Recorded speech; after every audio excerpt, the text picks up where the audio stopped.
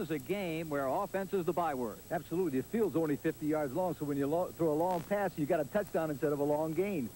And the nets are going to come into play. This is a new facet of this game, which is completely new to football. Absolutely. The nets are live. You can throw the ball or kick it and catch it off the net and run back for a touchdown. Or the defensive team can recover it for a touchdown. That adds more points. So in a kicking game, theoretically, you can miss a field goal. And if you get downfield, you can cover it for a touchdown.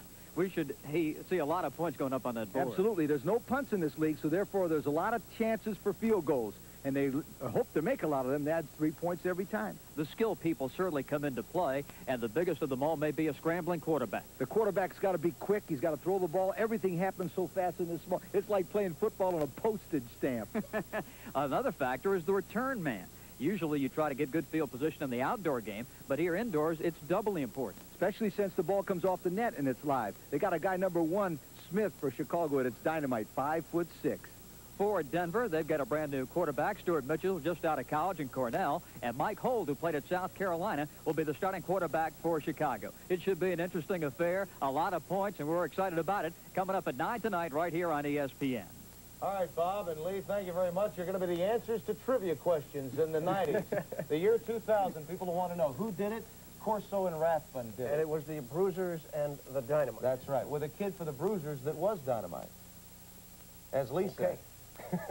Little guy to play tonight. We're fixing it.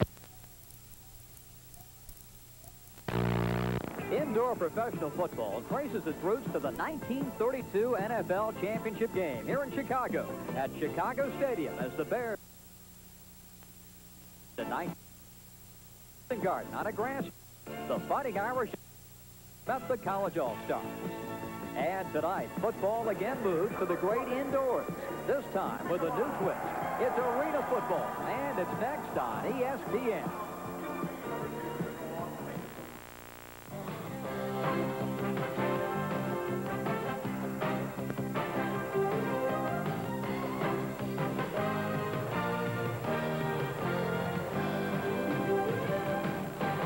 Welcome to the Rosemont Horizon and the reincarnation of pro football's Iron Age. It's called the Iron Age because in this league, everyone except the quarterback and the kicker plays both ways. There are plenty of other differences between arena football and the outdoor variety. The most obvious is the size of the field. It's half as long and half as wide as a traditional gridiron. It's bounded in the end zones by giant nets on either side of the goalposts, and a ball that hits these nets is in play. Arena football is played with 8 men on a side, and those 8 men hurdle themselves around a smaller field with reckless abandon. For the fans in the arena, there's a special feeling of being right on top of the action. Hi, everybody. This is Bob Rathbun, and our analyst coach in the Big Ten and the USFL. And Lee, as you study this arena game, it really combines the best components of several sports. Absolutely. It's very unique. It's outdoor football played on the size of a field like a National Hockey League rink, but with some of the best NBA rules. You mentioned this.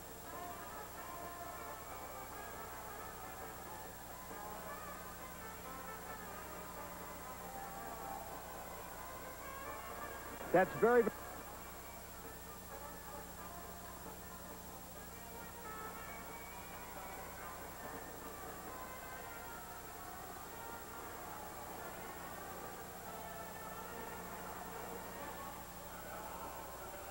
important.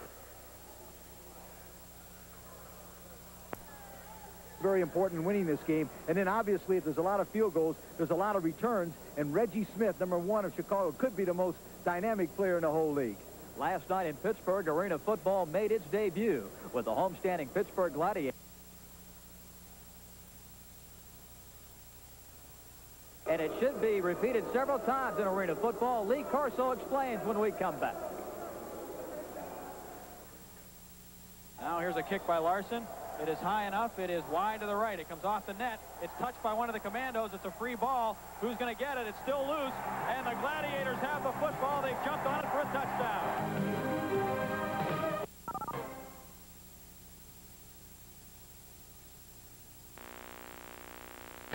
One of the most interesting aspects to arena football are the rebound nets. They're attached to each upright in the end zones. The analyst for arena football, Lee Corso, explains.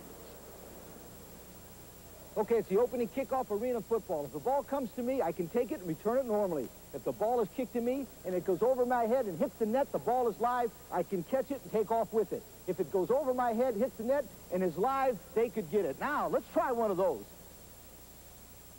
Man, I could have returned that one. All right, now, you take this. Notice the field goal is only 9 feet wide and 15 feet high to crossbar. Because it's so narrow, we're liable to have a lot of missed field goals. The same rules pertain for field goals as kickoff. Now, the passing game. I go in the end zone, I catch it, touchdown. I go in the end zone, it's thrown over my head, I catch it, touchdown. I always want to do one of those. The opening kickoff is just moments away as the Bruisers of Chicago play host to the Denver Dynamite. It's arena football, and we'll be back in a moment. ESPN's coverage of arena football is brought to you by Hardee's. We're out to win you over. By Budweiser, Beechwood Age for that clean, crisp taste. This Bud's for you. By United Airlines, the only airline offering low fares to all 50 states. You're not just flying, you're flying the friendly skies.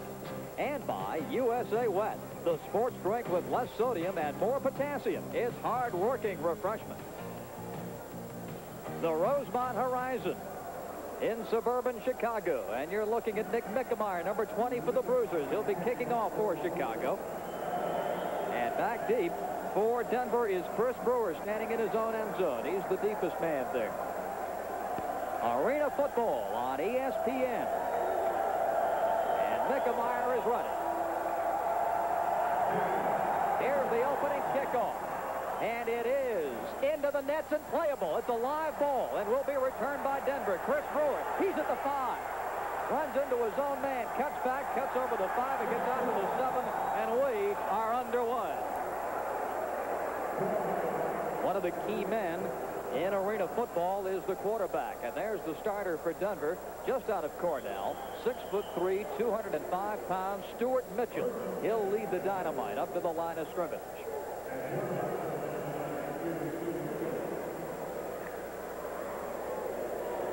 Denver sends to the near side, number 20, Larry Friday. He's got speed to burn. Back to pass goes Mitchell. Down the sideline, incomplete. The intended receiver was Steve Trimble on the far side. So it will be second down at 10 for Denver. Let's take a look at the Denver Dynamite offensive starters. We mentioned Mitchell. He'll be in there at quarterback. And keep in mind, in arena football, you must play both ways, so you see both their offensive and defensive listings. Rich Prather is the fullback. Trimble is in there at a tailback. Chris Brewer, the wideout. Harris, Kane, and Smith up front. And Larry Friday, the aforementioned wide receiver. Second and 10 from the 7-yard line. Complete out of the backfield to Prather. And he's knocked out of bounds over the 10 at about the 13-yard line. Bill Stone made that last tackle for Chicago. And a look at the Bruiser defense. Bill Stone, number 32, in a linebacker spot. Larkin, Johnson, Griffin up front. And the secondary with Rogers and Hill and Smith and Hinn. And when the ball turns around, you'll see those Chicago players take those offensive positions. Third down and a long 5.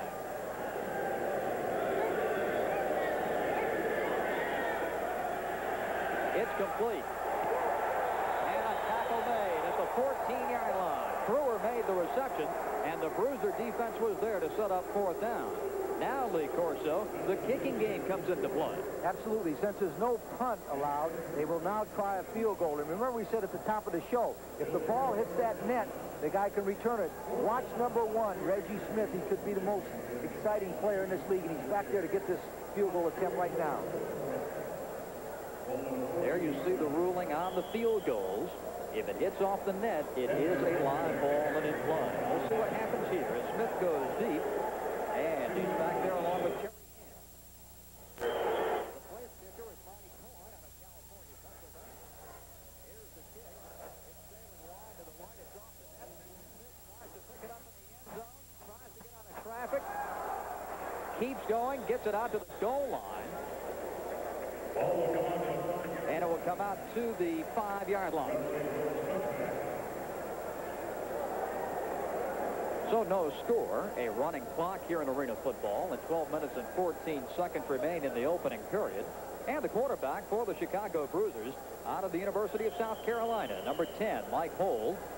He's coming on into the game to lead the attack now for Chicago. Hold was the '84 MVP of the Gator Bowl when he quarterbacked the Gamecocks in a losing cause against Oklahoma State. 1st and 10, Chicago from their own 5-yard line. Hold back to pass. Going deep, over the head, and incomplete. Richard Rogers. He had his man, but just a tad long.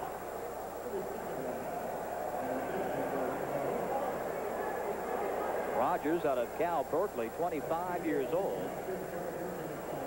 It will be 2nd down and 10 from the 5-yard line. No score and just underway. The first quarter of this arena football game from Chicago.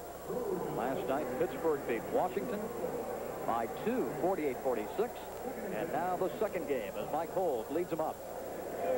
Brett Johnson out of Tennessee Chattanooga, the center. Reggie Smith in motion. Complete. And a bone-jarring hit at the 11-yard line. Troy Hill applied the hit, or made the catch rather, and Steve Trimble was the man who nailed it.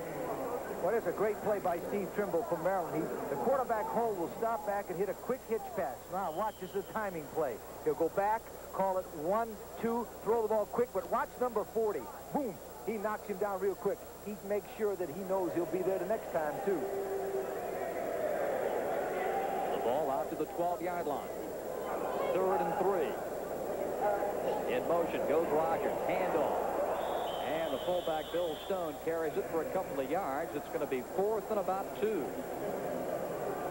Now the veteran, Nick Mickemeyer, will come into the game for Chicago. Mickemeyer kicked at Temple. And, of course, had a long career in the NFL, went to the Pro Bowl with the Atlanta Falcons. Most recently kicked in the USFL. Mickemeyer's ball will be spotted at the 5. So this will be a 53-yard field goal attempt. Hold with the hold. And Mickemeyer's kick is short. It's off. This can be covered by the offense. The Bruisers have it. He's into the end zone. Touchdown.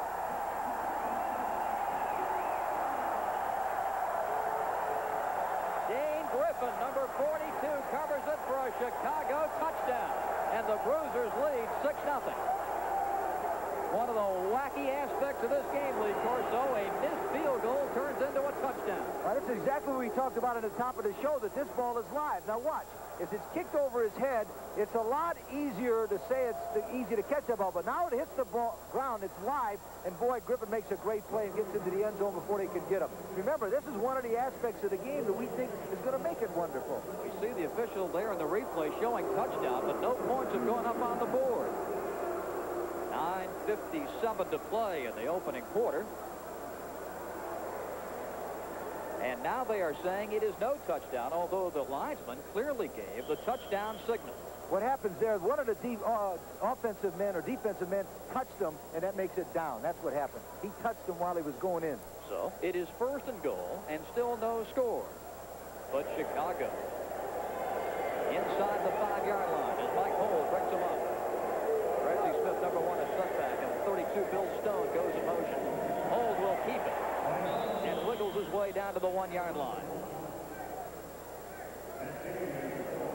The tackle made by the noseman, Pat Kane, out of Wichita State.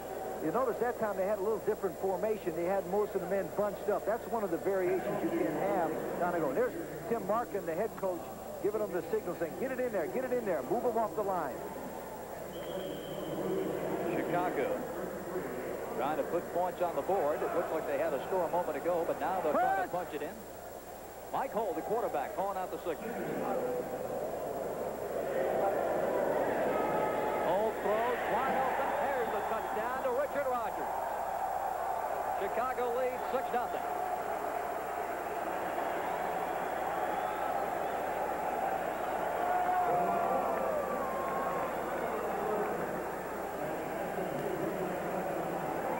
First touchdown pass for the former South Carolina Gamecock, Mike Hold, to Richard Rogers. 6-0 Chicago.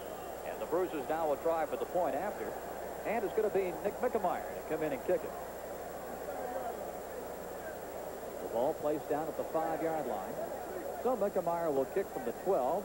17 yards the total, I beg your pardon. 20 yards the total length of the point after, a 1-point conversion, and the kick is good. So Nick Mickemeyer kicks it through, and the Chicago Bruisers on a 1-yard pass from Mike Holt to Richard Rogers takes a 7-0 lead over Denver. You want to make sure you keep your eye on this gentleman. Smith in motion right in here causes these men to move. This man has got him, but this man will come across and make a pickoff. He goes in there and wide open. John Madden, eat your heart out. Watch this touchdown. Now watch him. He goes in motion. Now keep your eye on number 25. You notice they pick him off. Boom. Right there. That's illegal, but it counted anyhow because we're playing in Chicago and anything's legal in Chicago, right? Whatever you say, Coach Corso. Absolutely. Touchdown. 7-0 Chicago. And now Nick Mickemeyer with the kickoff. And the deep men for Denver. Number 25, Chris Brewer in his own end zone. Watches this one go through the uprights. And that will be a touchback, and the ball comes out to the 5-yard line.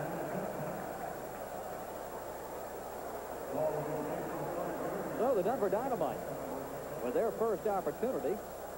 And it's going to be Stuart Mitchell in at quarterback. Fans, young and old, have come out to the Horizon in Rosemont tonight for this world premiere, ESPN of arena football. Stuart Mitchell, the Denver quarterback, graduated in June. Played as a tight end as a senior, but had some quarterbacking experience in his underclassmen days at Cornell. And coming in motion is Woody Cotman. They're going deep. Incomplete at the Chicago 15. Woody Cotman, who just came into the game. It's going to be a good replay because what it's going to show is the man-for-man coverage at the top of the show. I told you to watch out. Now watch 21 comes in motion. As he comes in motion, he's got man-for-man coverage. Mitchell throws it. He doesn't have enough arc on the ball, and Copman doesn't get to it. That's what happens when you get man-for-man isolation one-on-one. It's a tough play on the defense. It's 2nd down and 10 from the Denver 5-yard line. 7-0, Chicago leading. On near side, here's an interception by Reggie Smith. He's at the 5. He's close. He's at the 1-inch line. Chicago football. Reggie Smith with the interception. And that has to make Ray Yock on the Chicago sideline feel very good because Smith is an offensive player converted to defense in this game. And this is perfect. This guy's 5'6", 170 pounds. He's playing in the middle free. They get good pressure, number 32 Stone does, and then watch him. He takes it right there and makes a good play. This is one of the exciting things about this play. That was the same kid playing offense. You get to watch him play defense, too. Hole sneaks it over. A penalty flag flies. And we may have some motion against Chicago. Hold and his center, Brent Johnson, into the end zone. Going forward at the snap. Hold was moving, so that's a penalty. I'll explain that to you. What happens is the quarterback must get the ball first before he makes any movement forward. Now watch. He steps underneath. If he gets, now see him moving in momentum, that's illegal procedure. You cannot be moving forward in any league in football, particularly in arena football. So a 3-yard penalty moves it back to the 4-yard line. It is 1st and goal. Chicago looking to pad its lead. Bruisers lead 7-0. First quarter from the Rosemont Horizon. Cole rolling out to Smith, and he's knocked out of bounds. Out at the 1-yard line. So in Arena Football League, Corso, you get to do it all. You can star on offense and on defense. Absolutely. Now, I'll give you an interesting statistic on that. Tony Dungy is the last NFL player to throw an interception and make one. Now, maybe this kid will get to throw a running pass and go in history. There's Ray Yock trying to get his players to get in there. They tried the same play, only they did it the other way, picked them off. Here, Ray Yock, head football coach of the Chicago Bruisers. 7 minutes and 13 seconds remaining in the first quarter. And the clock is moving. 2nd and goal at the Denver 1-yard line.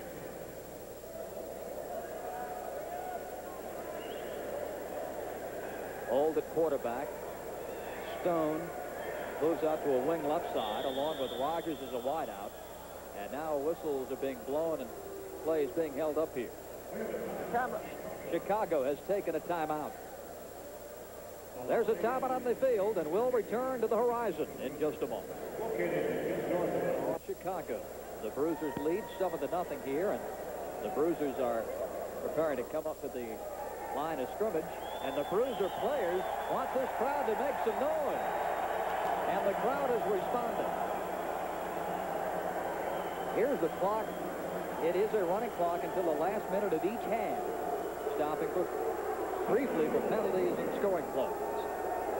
Hold on the line. It's 2nd down and goal. Handoff. Back to Hold. Looks the throw. Touchdown. A lineman eligible, Dane Griffin, the tight end, makes the catch. Penalty flags are being thrown.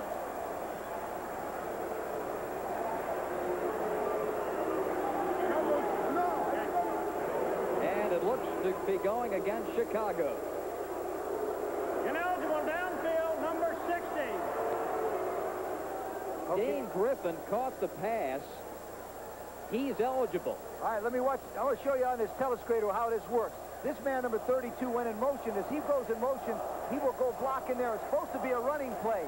He'll run in there. The quarterback will turn and hand it to him. But what happened is he got banged by that guy. The quarterback comes back. He throws it to this guy. And number 60 goes around, and this guy runs over there. No wonder it didn't work. It wasn't supposed to be like that. Let's watch it in action. Watch it. Now watch number 6. It's supposed to be a run. Boom, he gets hit. It's a fumble. He's got it. He throws it. And they said, what a coach. Can you imagine making up a play like that? It's 3rd down and goal from the 6-yard line. Still 7-0 Chicago. Smith in motion. Hold. Back to throw. Looking. Pressure. Gets rid of it to the end zone. It is incomplete. Larry Friday, number 20, defending for Denver. And delicately close to pass interference. Absolutely. I tell you what, the Denver team has got to have a great psychological lift here. They had 1st and goal on the 1, and they stopped them, and they're going to force them to kick a 3-pointer right here. Nick Mickemeyer, number 20, into the game. I want to make a point right here while the coach is watching this. Remember now, this could turn into a touchdown by Chicago if it hits that net and they get it. Absolutely. Field goal attempt coming from the 13. This is a 21-yard field goal attempt by Nick Mickemeyer. It's good.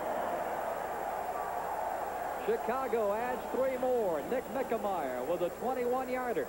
And the Chicago Bruisers take a 10-0 lead over Denver. Here in Chicago, the Bruisers have taken a 10-0 lead over Denver. We have 5 minutes and 41 seconds remaining in the opening quarter. And Nick Mickemeyer, who just booted a 21-yard field goal, will now kick off to Denver. And Mickemeyer drills it. It's through the uprights. And it will come out to the 5-yard line on a touchback.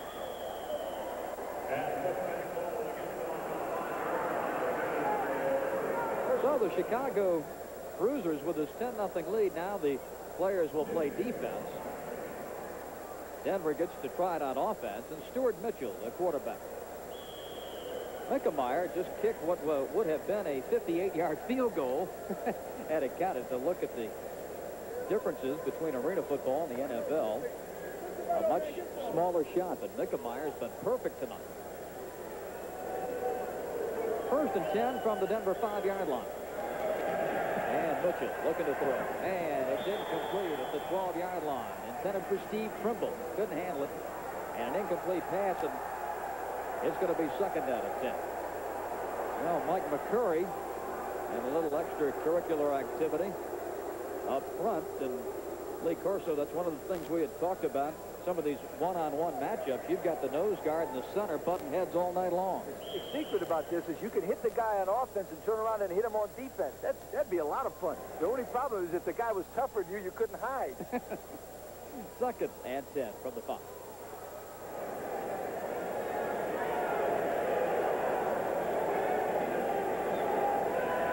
Mitchell, the other way. The trouble he's got complete and out of bounds at the Chicago 15-yard line.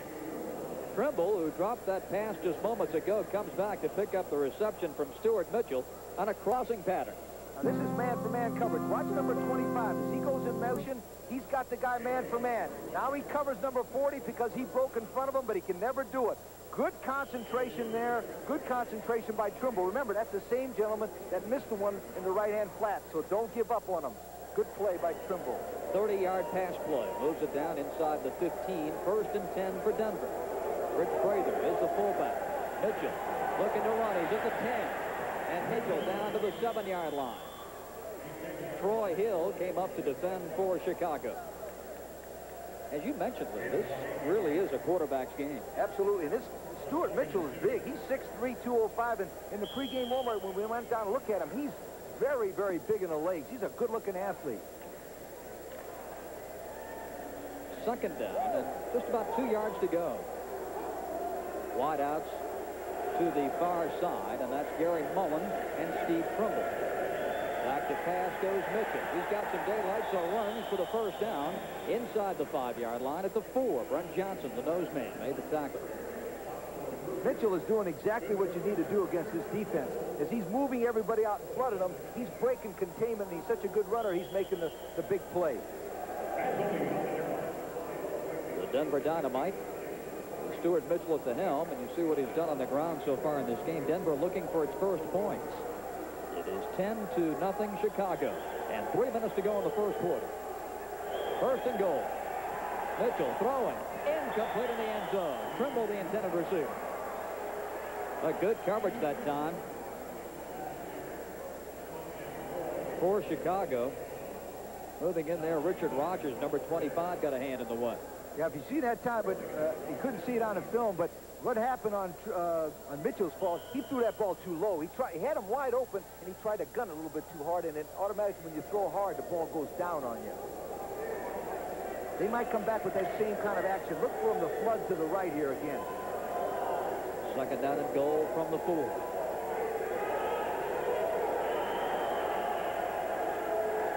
Brewer coming in motion.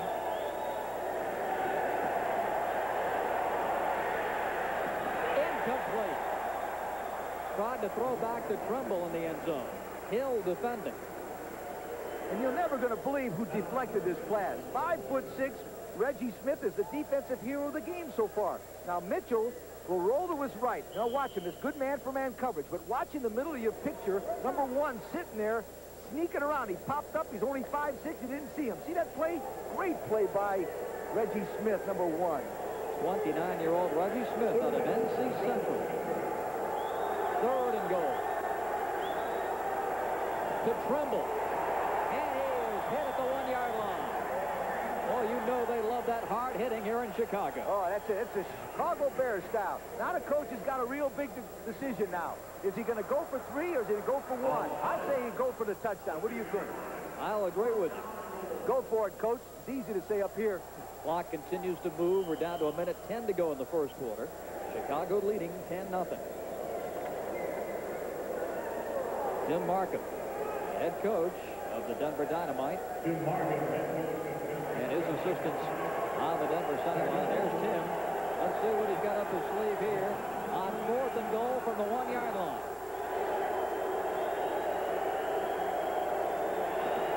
Quarterback keeper, touchdown. Stuart Mitchell gets it in, and Denver is on the board.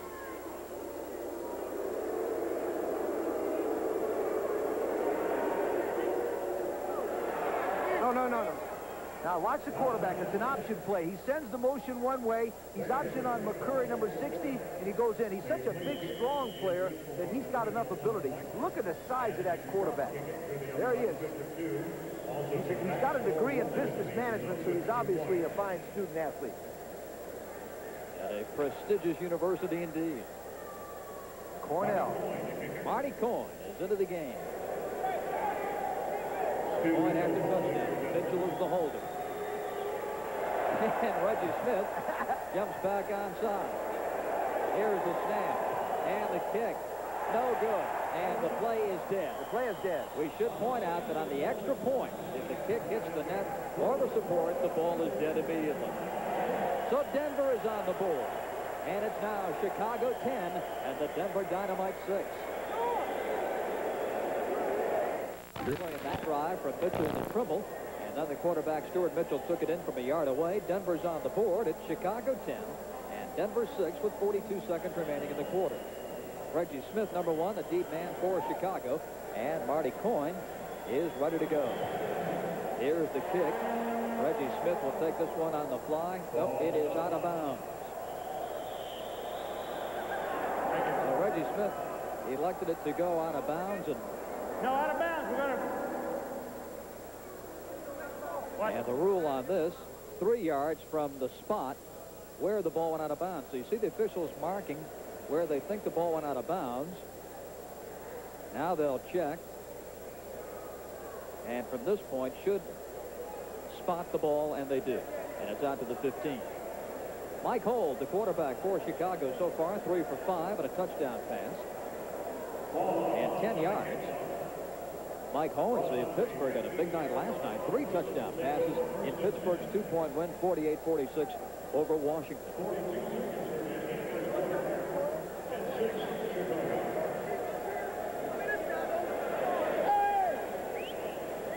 42 seconds remaining in the quarter. And Chicago has it 1st and 10.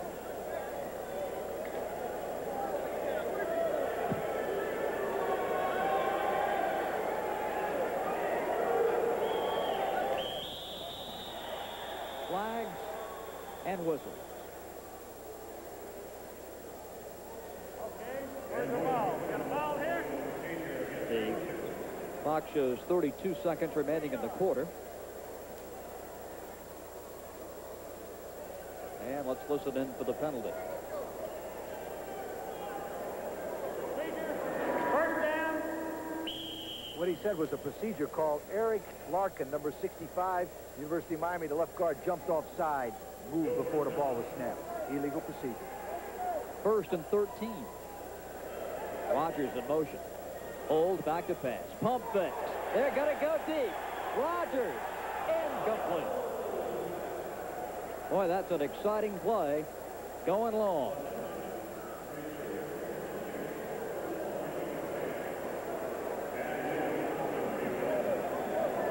Codman defending. All right, you say, look at the defense. Here's man-on-man coverage right here. This man on that man. What happens is Sanders goes out, stops, fakes like he's going to get a quick pass, and runs past him. And Hull gets hit quick and throws the ball. Watch it. Now watch it. There's quarterback will go back, set a man one-on-one coverage. He'll stop, take it, and he goes past him. And the ball is thrown a little bit too far. But I'll tell you what, they're going to come back to that play again because that's arena football, 1987 style. 1 quarter in the books at the Rosemont Horizon in Chicago. With the score, it's Chicago 10 and the Denver Dynamite 6.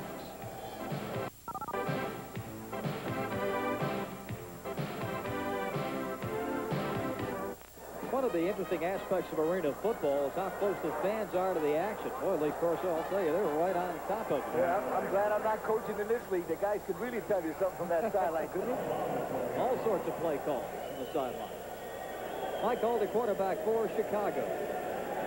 Bruisers with a lead. Here's the pass. Sanders incomplete at the 22-yard line of Denver.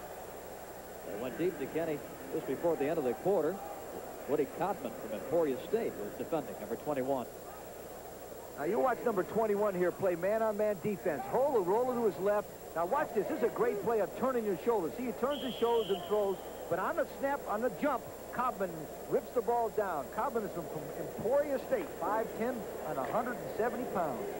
Well, you have to be impressed with the way that Mike Holt throws the football. He's got a lot of zip in that arm. Listen, your most valuable player in that skater board, you got to be a good player.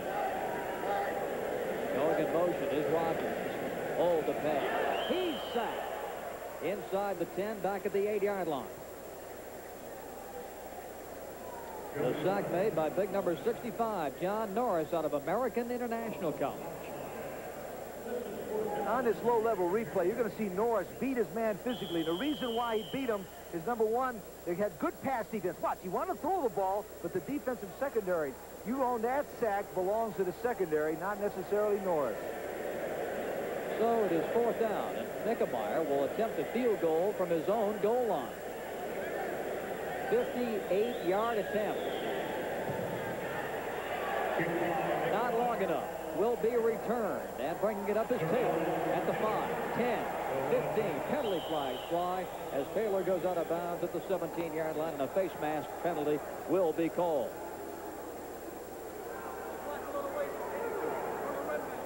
Ray Yock, the Chicago coach, talking with his quarterback Mike Hole. The Bruisers leading 10-6 with 13:41 to play in the first half.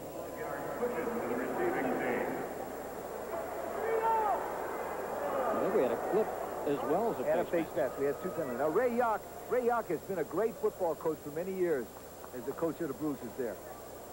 United States Football League, Canadian Football League. He's one of the finest gentlemen in any football league.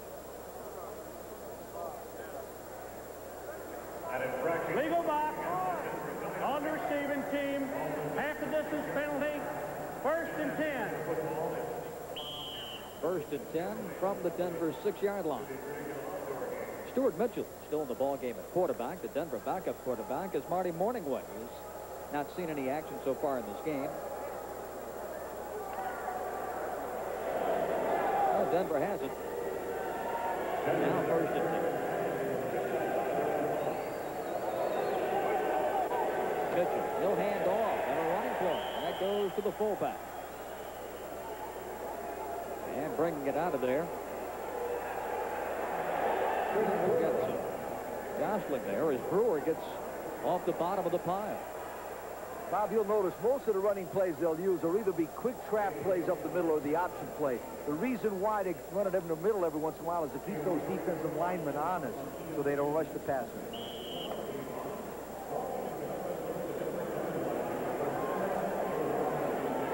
Codman wide to the right side. Friday wide to the left. And back to pass Mitchell. He's scrambling, still looking, floats it, incomplete over the midfield stripe at the Chicago 23. The intended receiver was Darrell Taylor, number 42, and a penalty flag thrown back at the 15. This is what happens all the time. When a quarterback starts to scramble, there's an illegal man downfield because the linemen don't know that he's running around the backfield. That's exactly what happens. We had a rule that whenever the quarterback started scrambling, he yelled, "Go, go," and then the lineman went across the line of scrimmage.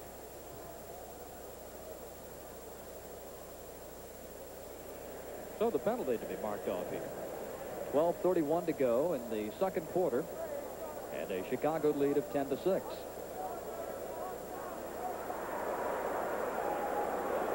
A big crowd in Pittsburgh last night for the debut game of arena football. And a nice crowd here at the Horizon in Rosemont.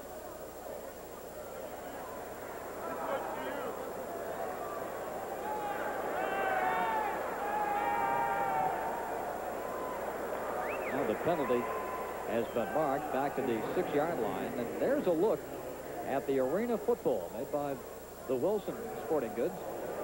And a two-tone football at that. Yeah, we'll explain it after this play. 3rd and 7.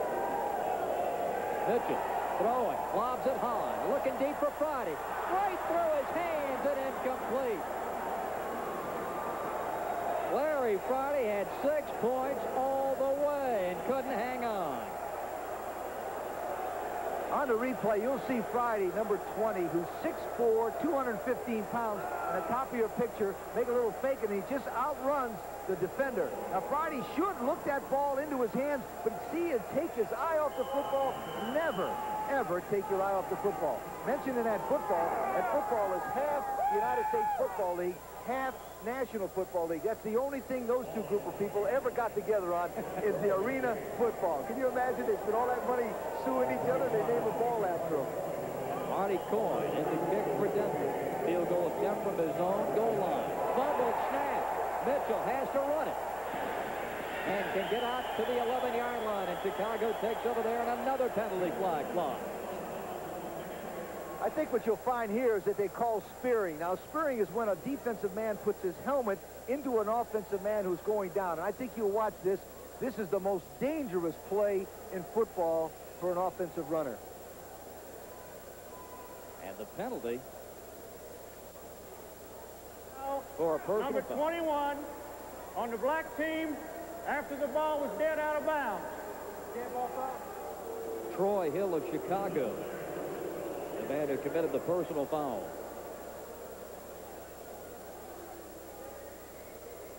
Now watch this, number 21. The quarterback, Mitchell, is going to go down, but keep your eye on 21. As he goes down, 21 will drive his helmet right into him. See that?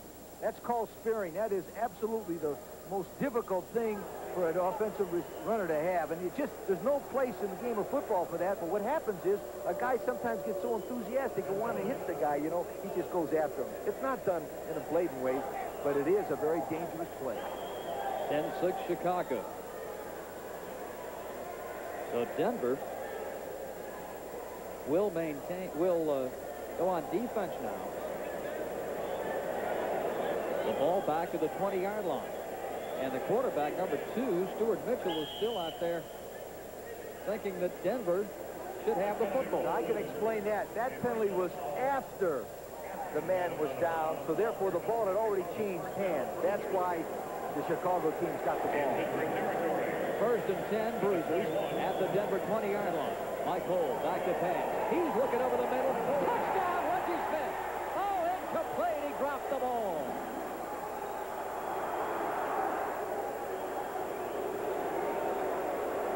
2 lead pipe cinch touchdowns down the drain. Well, isn't that guy exciting? Even his misses are exciting. Everybody loves a guy who's 5'6". Watch him. The quarterback hole will come back. He'll pump, which means he fakes it one way, and now he drills it right into Smith's hands right there. He makes a leaping catch, but as he hits the ground, he doesn't have control of it. Good call by the official. 2nd and 10 from the 20. Man in motion is Rogers. Cole hangs on to it. He gets over the 15 and down to the 13-yard line. That'll set up 3rd down. And 3 yards to go. Rob DeVita made the tackle for the Denver Dynamite.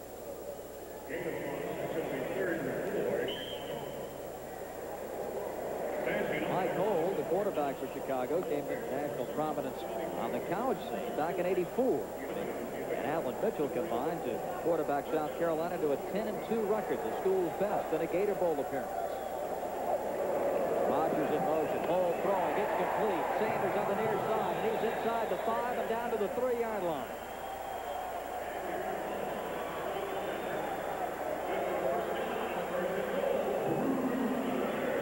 One of the aspects of arena ball, Lee, is the fact that the defense reacts so quickly. You have got to make it happen in a hurry. That's why the quarterback has got to be, everything he does has to be quicker because the defensive men can move quicker. That time they put a man in motion, had isolation one-on-one, and Mullen could not cover the defensive man, offensive man. 1st and goal at the throw. 9:20 to go, 2nd quarter.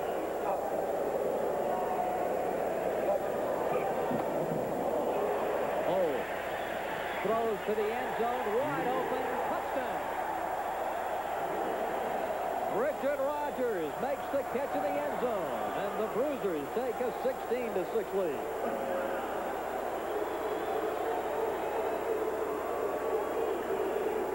On a low angle. Remember we talked about Hole being a great athlete. Watch, he wants to go to the right, but as he goes to the right, he finds number 25, Rodgers, drifting all the way to the left. The reason he's so wide open, number 1, Gary Mullen left him and went to cover a guy, and they had 2 guys covering one and nobody covering Rodgers, and that is trouble for the Denver Dynamite. Nick McAmeyer in to add the extra point kick. Replacement by Mike Cole, and McAmeyer hits it again.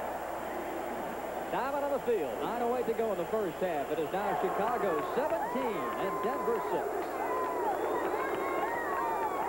We got Rodgers going in motion right here. As he goes in motion this way, his man Mullen goes right over there with him. Now Hole will roll to the right, fake it this way, and as Rodgers goes this way, Mullen falls asleep right there, and Hole throws the ball for a touchdown. Let's take a look at it right now. There goes the man in motion. Now, you see Mullen's got him, but Mullen forgets all about him. He throws it right back, and oh, my. I could have caught that one, maybe. The quarterback is so important in this game. Oh. The deep man, 42, Darrell Taylor for Denver. Nick McAmeyer, the kickoff for Chicago. And here's his boot, and it's going to be over the crossbar. That's a touchback. Denver will have it 1st and 10 from its own 5-yard line. Mike Hold, the Chicago quarterback, with 2 touchdown passes to Richard Rogers in this game. And Chicago leads 17-6. Come on now, let's go. Get your heads up now. Get your heads up. Here we go. A lot of good things now. A lot of good things fixing to happen. Here's a comparison of these two teams, and very, very close. Absolutely, but I would bet you right now in outdoor football, particularly in the National Football League, they're at least 35 pounds heavier and about 4 inches taller. But this game is built on speed and quickness. Denver football. And back to pass is Mitchell. He goes for it all, and too long for Darrell Taylor. Ken Sanders defending.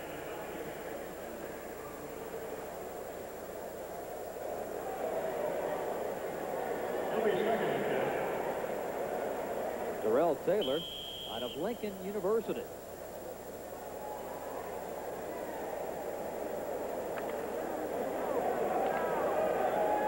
Second down and 10 from the 5-yard line.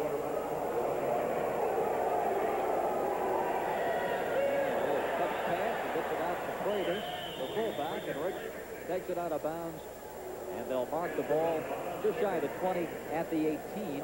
Rich Prater catching that pass from the quarterback, Stuart Mitchell. And Prater out of Frostburg played for the Bobcats, ended his career in '82.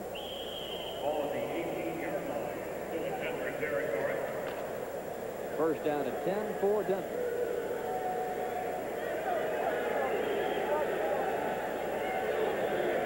Minutes, 30 seconds remaining in the first inning. Mitchell. Open. Touchdown, Gary Mullen. The West Virginia Mountaineer atones for his error on defense and comes back to make the touchdown catch.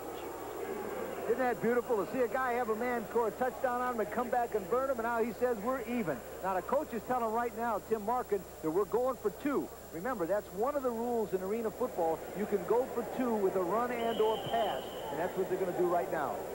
Or a drop kick. What doesn't get us back where we ought to be? All right? Okay, here we go. He has to explain to that kid why he's going for 2. That kid's in big trouble. From the 5-yard line. And movement and penalty flag. The Bruiser lead is cut to 5 at 17-12. On the offense, number 65. 3-yard penalty, replace first down. Here's the 32-yard touchdown pass from Stuart Mitchell to Gary Mullen. As you watch, they pick off the one-man lower, and there comes Gary Mullen from West Virginia.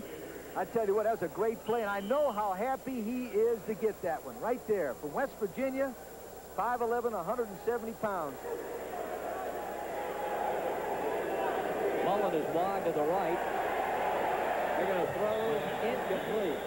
The intended receiver was Steve Trimble, number 40, and the pass attempt fails after touchdown. A timeout on the field, 7:24 to play in the first half. Bruisers 17, Dynamite 12. Dynamite on the board with a 32-yard pass from Stuart Mitchell to Gary Mullen. The pass failed for the PAT. 7:24 to go in the first half. Off the net, hits Reggie Smith from the face guard, and now he runs it out of the end zone, and here he goes.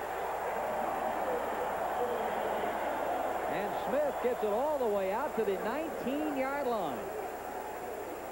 Boy, this little guy will bring them out of their seats every time he touches the football. Before the league is over, everybody in all these towns of Pittsburgh and Denver and Washington will be talking in Chicago about Reggie Smith. Not only offensively, the guy has made 2 great plays defensively. At 5'6", you got to love. Every little guy in the world is pretending like they're Reggie Smith right now. First down and 10. Chicago from its own 18.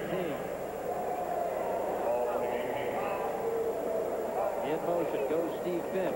Inside handoff. And it's Terry Hinn, and he brings it out to the line of scrimmage. Larry Friday made the tackle. That's a little new wrinkle. They started one way and they brought an inside counter reverse to Terry Hinn. But Friday, the man that made that tackle, outstanding player. Outstanding player. 6'4", 215 pounds. He played for 3 different United States Football League teams. Number 20.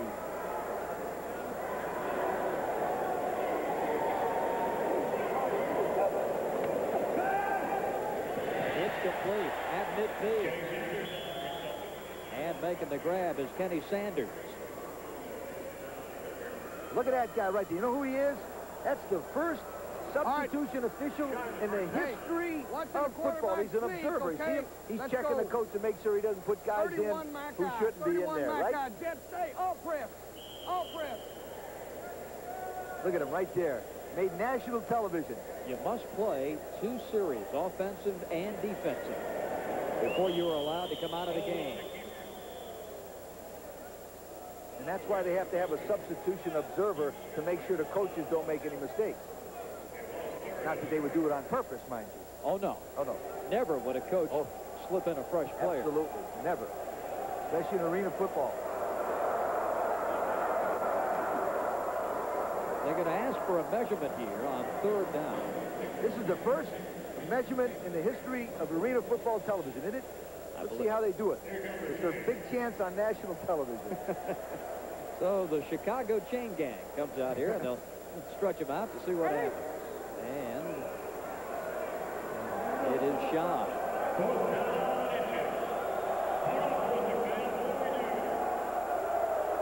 And they're going to go for a field goal. Can you believe it? Listen to these Chicago fans. The ball on the Denver 22. And it's 4th down. So Nick Mickemeyer comes into the game. Bob, let me tell you something. This is not arena ball. That's short. He should go for it. This is arena ball. 37-yard field goal attempt from Mickemeyer. He's hit 1 for 21. Here's a fake. Hold.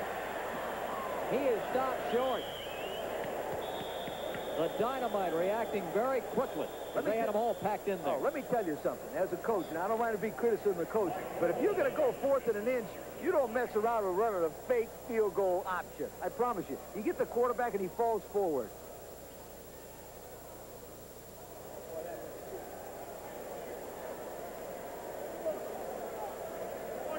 On the offense, decline, 1st down. So Denver will have it 1st down and 10 at midfield. The familiar 25-yard line. The midfield strike. 5:22 to play in the 1st half. And Chicago leading Denver 17-12. See, that play put him right back in the ball game.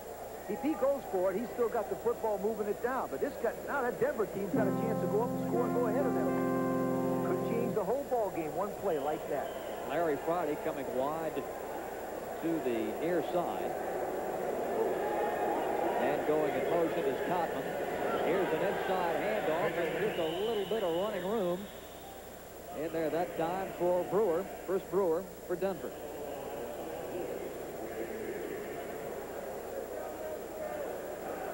Second down. And how about 7 yards to go? Well, from all over the country, they have come to try out for arena football. And look at that number. Over 2,400 players in invitation only and open tryouts in 7 cities. How about the guy that was a biker from California? Remember that? They were having a tryout in Chicago, and a guy drove up, and he said, I want to try out for the team. The guy said, where are you from? He said, Los Angeles. I've been on the road 7 days, day and night, on this bicycle to get here. Obviously, he made the team. Then they closed camp, and you see how they whittled it down to the 64 players that are in the league. The injured player is Reggie Smith of Chicago. Mr. Excitement for the Chicago Bruisers, and he's injured. We'll check on his status as he gets to his feet here at the Rosemont Horizon. This is where Michael... Chicago bench, and we'll take a look at how he was injured. Hey, take a look at his right shoulder. Smith comes up here and makes a good hit right there. Now, Smith should be taught later on as the season goes on. Reggie, don't come up there. We pay those big guys to make that play. Stay back there. Make all the big plays. But he's a competitor, and they want to play. 4:32 remaining, second quarter. Chicago 17, Denver 12. And the Denver Dynamite with the football. Stuart Mitchell at quarterback. And the wide out to the left is Larry Friday. In motion is Brewer to the near side. They float it for Friday. It's incomplete. We might explain here, Lee, about the one bump rule. You can't hold him up at the line of scrimmage. Correct. You can hit him right there on the line of scrimmage, but once he leaves the line of scrimmage, you can't touch him. For instance, watch the quarterback right here now. The quarterback will come back and throw what they call a lob play, which means you out-jump him. Now, 21 had his hands on him, and that could have been interpreted as pass interference, but the official had a better angle than we did. But the theory of that is to isolate Friday 6'4" on any defensive back in this league. Stuart Mitchell's first half numbers. In motion goes Cotton. Mitchell the throw, and he hits Cotton. And he's in Chicago territory and down to the 20-yard line, and he's ruled out of bounds at about the 18. Johnson, number 60, and also getting in on the play, number 80, Steve Finch for Chicago.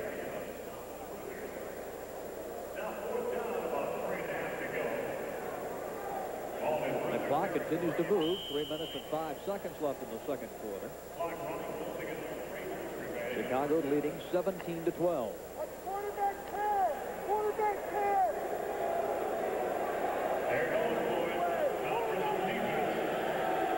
On fourth down, Mitchell. It's complete. Prather ran out of bounds. And Denver's got a first down. Rich Prather from Frostburg State making the grab and turns it into a first down.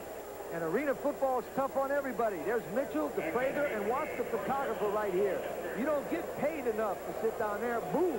I'll tell you what, he's going to ask for other duties. Combat pay. I'll tell you, get extra money for that guy.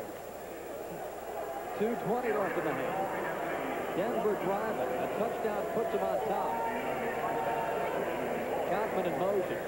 Mitchell to pass. Throws. And it is a touchdown.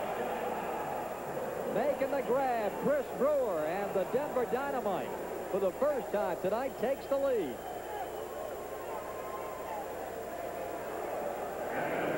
Do we have an out? Can we throw an out to a wing? That's what I said. We got to go 6-1 extra. Call timeout. Call timeout. Call timeout. Timeout. Okay, you're wondering why the coach is calling timeout there. They're going to decide what two-point play they want.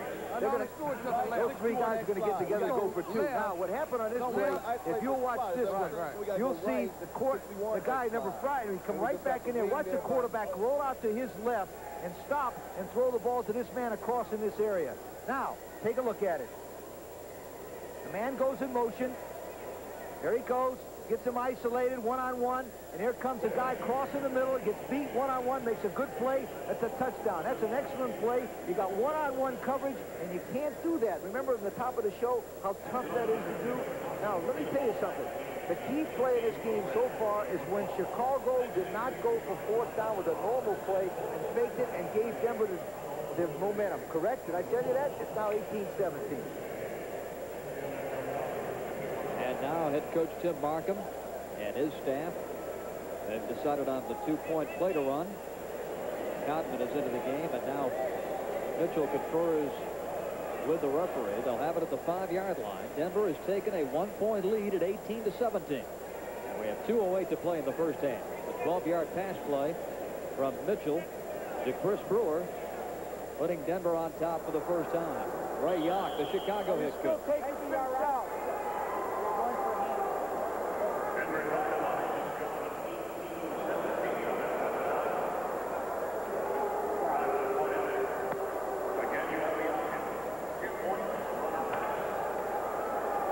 This is the 2-point conversion attempt. Mitchell looks to throw, lobs it up, batted out of bounds, incomplete. Steve Finch was the man who jumped up there and knocked it out of bounds, number 80. And the attempt fails, and that keeps it a 1-point game. A minute 55 left to play here in the second quarter. It's Denver on top by a point. Going for two, they put a man in motion, but watch Mitchell roll to the left, and as he throws, he's got good man wide open, but watch Lynch. Great play by Steve Lynch from Elmer. 6 foot, 195 guy, makes a great defensive play. Nice going, Steve Lynch. Finch. Marty Coyne to kick it off for Denver. The Dynamite leading 18-17. Smith back in the ball game. Has to go over his head. It's picked up there by Troy Hill. And Hill brings it out to the 10-yard line. When the ball hits the net on the kickoff, it is in play. If it is fielded by the receiving team, the defense must give them 5 yards to catch it. If it hits the ground, it's a live ball, and anybody can run it down. And the kicking team can cover it for a score if it's in the end zone. So Chicago brings it up. Trailing by a point, quarterback Mike Hold at the controls.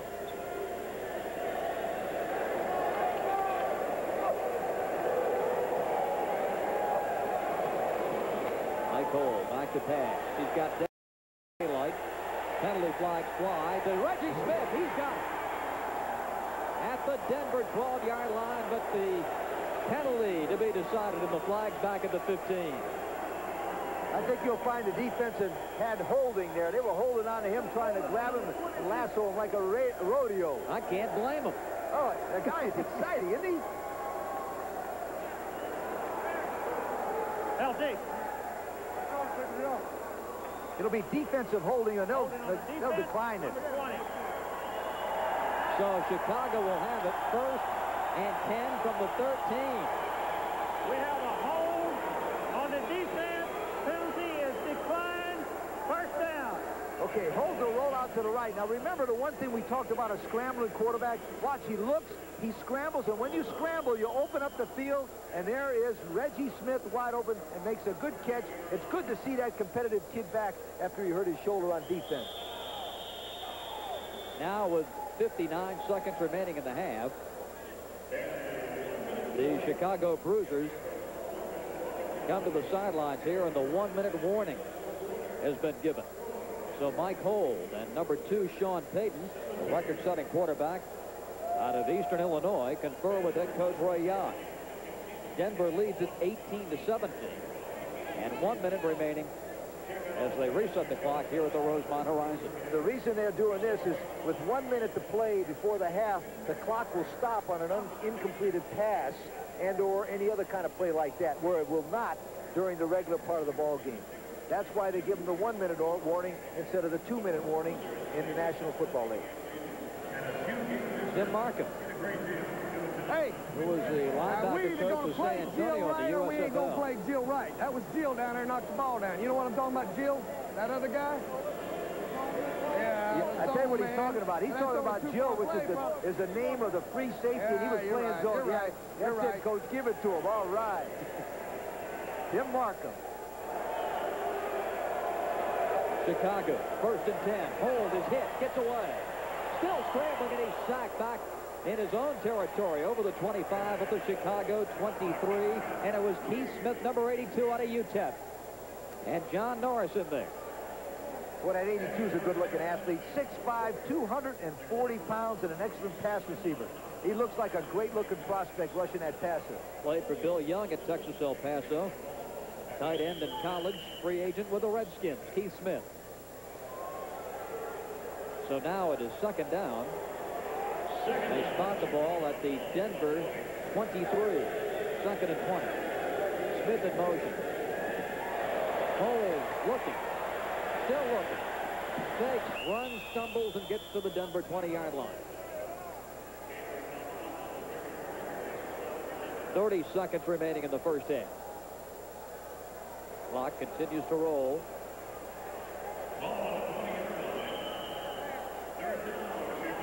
(18-17) Denver. Mike Hold checking with Roy Yock, and they'll be up to the line here. This may very well be the last play of the half. You better call timeout.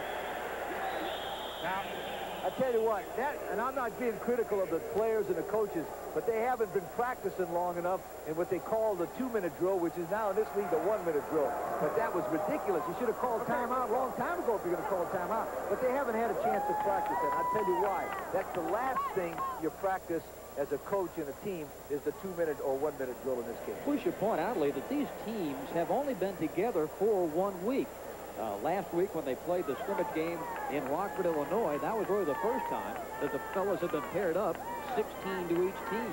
So really, this is the first week that they have had a chance to get together, and that will come in time. Not only that, the coaches were just picked together and put together last week So they haven't been together or not. But I'm just saying that's one of the things that they're going to get ironed out in this league, and it's going to be more exciting.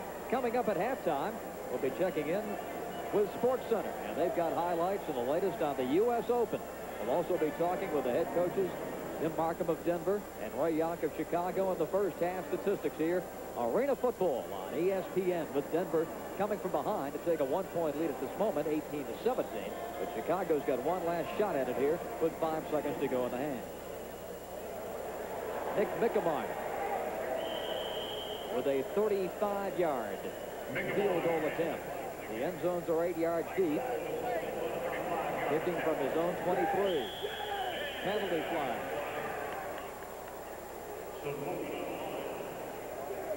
We have a false start on the offense, 3-yard penalty, replay 4th down.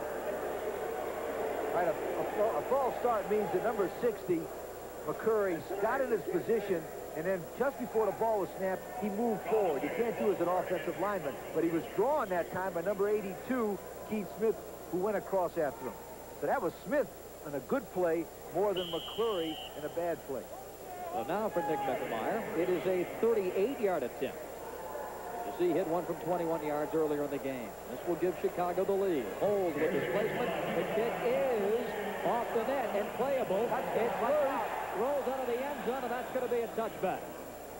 Had Chicago been able to cover that ball, it would have gone for a touchdown as the first half comes to an end. All is not lost if you miss your field goal attempt. The ball can be played off the nets. It's arena football, and we've come to halftime at the Rosemont Horizon. With the score, the Denver Dynamite 18 and the Chicago Bruisers 17. Chicago jumped out to a pretty big lead in this game, 10-0, but then Denver came back and they took the lead on a 12-yard pass from Stuart Mitchell to Chris Brewer with just 2:08 remaining in the first half of play.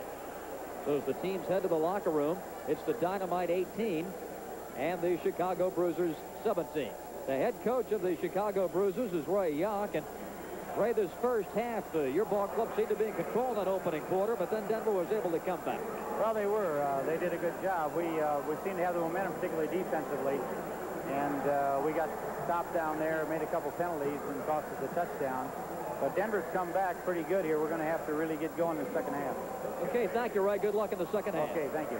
Ray Yonk, the head coach of the Chicago Bruisers, as he joins his squad in the dressing room here at the Rosemont Horizon. Halftime, it is Denver leading the Chicago Bruisers 18-17. And we'll return to the Rosemont Horizon. Check in with SportsCenter in just a moment. As the Denver Dynamite leads Chicago 18-17 in our arena football game here on ESPN. Bob Rathman along with Lee Corso from Chicago. Denver coming back to take this 1-point lead here at the half. We're going to take a look at some of the first half highlights. And Lee Corso, this is Chicago's first scoring play, and you can really explain here the theory of offense in arena football. Absolutely. In arena football, you'll see they'll have 4 receivers. 1, 2, 3, 4. They'll have 2 on each side with the fullback in the middle. Now, as soon as this man goes in motion, he causes a 3-on-2 overload to this side.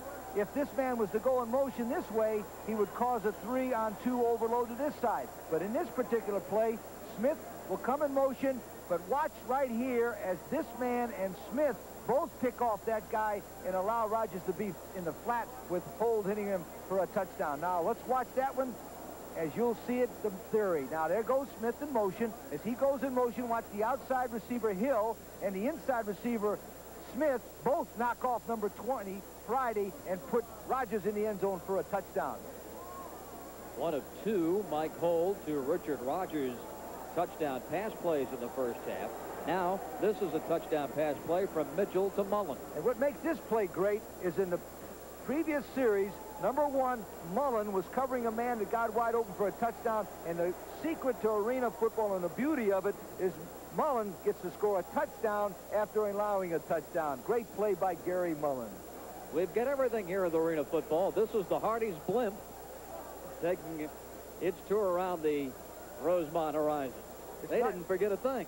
It's not quite as big as that other. Can I mention it? The Goodyear blimp, but it's beautiful. Here are the halftime statistics here with Denver leading 18-17. the passing game, as you pointed out, Lee Corso, is a most important component of arena football. And Chicago's Mike Holt having a good night, 7 of 11. You'll see the rushing difference is number 24 yards to -4, and that's because of the quarterback, Mitchell. The field goals, 0 for 2 for Denver. Nick Mickemeyer, 1 for 4 for Chicago. And there's a statistic you won't find anywhere else. Rebound return yards. Denver has 8, and Chicago with the fleet-footed Reggie Smith with 35. Now it's time for the Hardee's Coach's Corner. And let's check in with the Denver head coach, Tim Markham.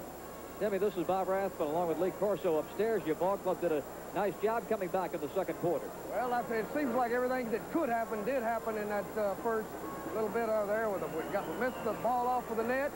We had an interception out of the end zone. So maybe we could come back here and play some good, clean football, and, it'll be exciting. So what you tell them at halftime?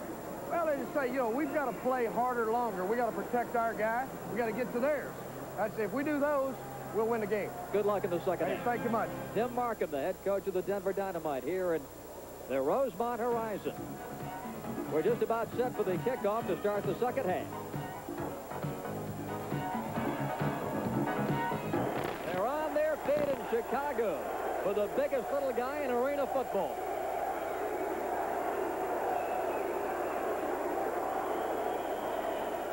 It's a perfect example of what a great athlete can do. He gets the ball, it starts up the middle, and then takes off to the left side. Now he gets a good block by the fullback right there, Prater.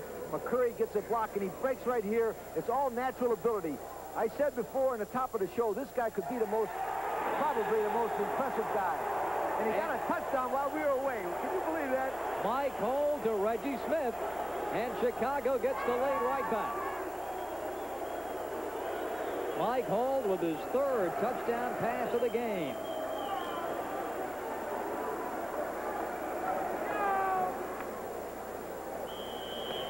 (23-18) Chicago. And the extra point coming up for Nick Mickemeyer. So just 28 seconds have expired here in the third quarter. And Chicago looking to add to its lead, and Mickemeyer kicks it good. 14 minutes and 33 seconds remaining in the third quarter. And it is Chicago back on top of Denver, 24-18.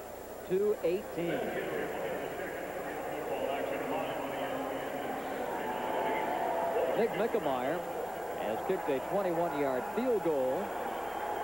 And he's also added 3 points after touchdown, and now he'll kick off for Chicago. And that's perfect arena football at its best right there. In 27 seconds, boom, one team went from behind to in front. Arena football at its finest. A kickoff return from Reggie Smith. He took it on the back line of the end zone and moved it all the way to the Denver 5, and then the touchdown pass from Holt to Smith. And now Mickemeyer kicks it off deep, and back for Denver is Darrell Taylor. He turns his back to the on-charging Chicago players and plays it off the net. Looks to get outside, and he's smothered at the 5-yard line.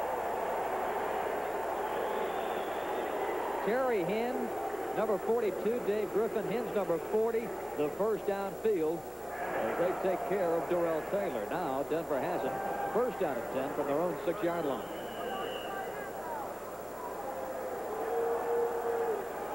Stuart Mitchell is the quarterback. Stewart brings him up to the line of scrimmage. First and 10 from the 6. 24-18 Chicago. Here's the pass play, and it is complete to Brewer. And he's taken out of bounds at the 8-yard line. Gain of just a couple of yards. Chris Brewer played collegiately at Arizona. And the tackle made by 64 Eric Larkin. He played his college football for Howard Schnellenberger in Miami. Brewer also played for the Denver Broncos on the special teams for 2 years, so he's a fine all-around athlete.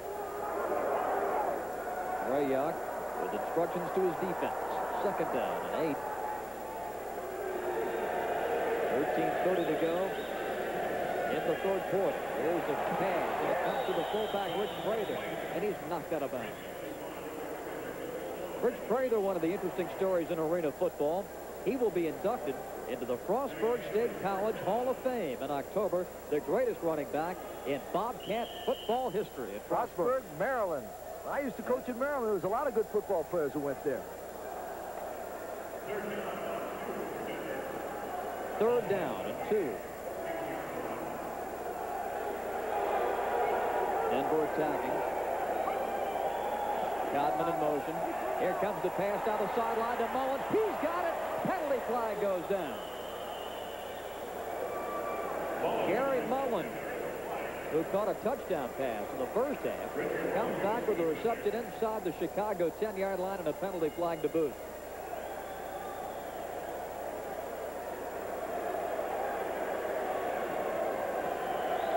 We're discussing the penalty as Mullins gets the congratulatory handshakes. See what the call is here. We have a deliberate pass interference against Chicago. First down, tack on penalty.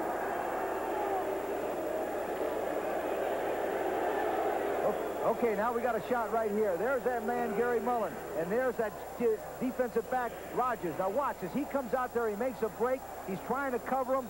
The quarterback, Mitchell, will throw the ball. Watch this one. He goes in motion, gets one-on-one. He lays it up. Perfect play. Nice reception there by Gary Mullen. Back line, Denver with it. Here's Mitchell, the quarterback, flips it in the end zone, a touchdown. Heath Smith makes the catch, the big tight end out of Texas El Paso. And Denver has tied the game at 24-all with the extra point coming up.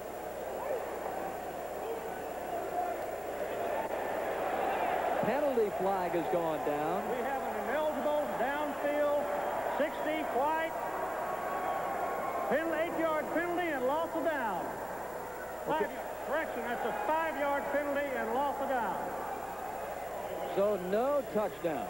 What happened on that play is number 60, the guard, Harris, went down across the line of scrimmage on that bootleg, and everybody thought it was a run, and it ended up being a great play for the Chicago team and a very poor play for Denver. So back to the 8-yard line, to the 9-yard line, actually, and second down for Denver. Chicago still leading by 6 at 24-18.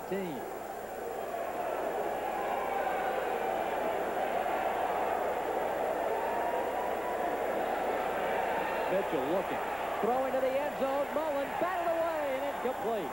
Beautiful play by number 25, Richard Rogers. It'll be third down.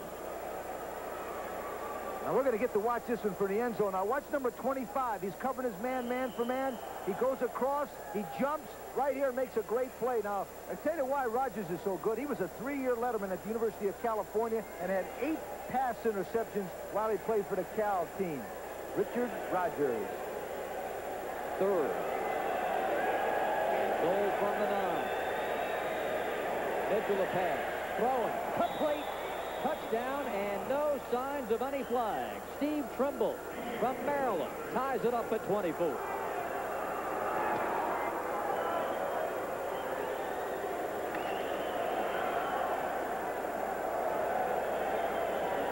We're going to get a chance to watch this low-angle shot. This is the best pass thrown today. Watch it. He drills that ball. Mitchell does. Number 2 to Trimble, number 40. 5'11", 190 pounds. Drafted also by the Denver Broncos from Maryland. Nice touchdown play. That was the best pass of the day so far by Mitchell. And a big one. Puts them tied 24-24. Marty Cohen is into the game. He kicks the PAT. Mitchell holding. There's the kick. No good. Wide to the left. So the game remains tied at 24. 11:36 to go in the third quarter. And Reggie Smith will be back deep when we come back. Middle linebacker, if he's okay. Now what they're working on is he must have a cramp, because the trainer right there is working on him as if he's got a cramp. They have a tendency to not drink enough water when you get in a game like this. You've got to drink water over and over. You can't get him to drink enough water. Now they're trying to get him to get some liquid in him. But that's got to be a cramp, because that's where they're working on that area in the calf. So Richard Prather, the injured Denver Dynamite player. That's a Mike Holt having a good night. 12 pass attempts and 8 completions for 66 yards. Chicago will have it first out of 10 from their own 16-yard line. We mentioned the kicking game, and Lee Corso Denver's missed some key points with the kicking game. Coyne, the kicker, is 0 for 2 on field goals and 0 for 2 on PATs. Mickemeyer has hit a field goal and has put 3 points after touchdown. I'll tell you what, if Coyne doesn't make any more, he'll be 0 for no teams. He won't be in the Arena Football League much longer. Pink slip time, perhaps. Absolutely. Back to pass. Here's Mike Holt. Here they come, and Holt gets away. Floats it down the sideline for Troy Hill. It's incomplete. Mullen defending. Fans are screaming for pass interference.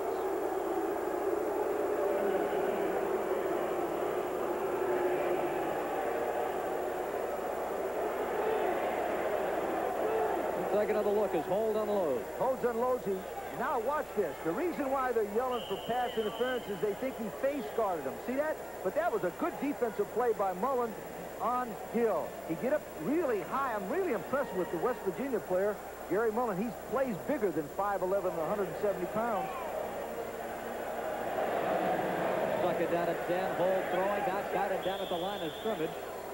It looked like number 60, Chuck Harris, another West Virginia Mountaineer. You see him there. He deflected that pass. 6'3", 255. He's one of the biggest men on the football team, and he got his hands up and deflected that in the angle. There's a good-looking player. He played in the Peach and Gator Bowl for the West Virginia Mountaineers. Don Nealon with that tremendous program in Morgantown. 10 minutes to go in the third quarter, and tied at 24, Chicago and Denver. Arena football on ESPN. Mike Holt, the Chicago quarterback, back to throw. Gets away and is dropped at the 17. Coming in, number 32, the emotional Rob DeVita from Illinois Benedictine College. Now, Rob DeVita is the defensive specialist. The quarterback and Rob DeVita are the only players on the team right now that only have to play one way. Now, you watch this replay, you'll see good speed and quickness from the defensive team. Now, watch him in the left as he puts the pressure on him. Holt will get away from everybody, but watch DeVita right there come in and make the good play. He's got good speed and quickness for a guy 6'2", 224. Nick Mickemeyer will try a 50-yard field goal, and it's blocked. Picked out of the air by Trimble. And Trimble is tackled. The block was made by 82 Keith Smith as Mickemeyer attempted a 50-yard field goal.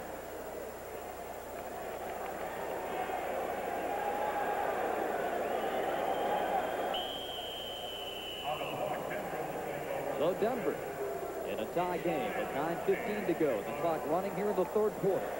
Tied at 24. A tip of the cap to 82 Keith Smith, who now becomes the tight end on offense.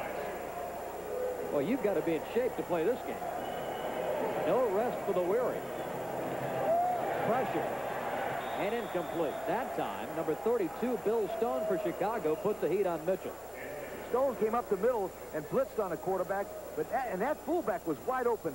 If he could have got the ball to him, he would have scored on that play. Budweiser keeps the action going so you can enjoy the game. Arena football fans, this Bud's for you.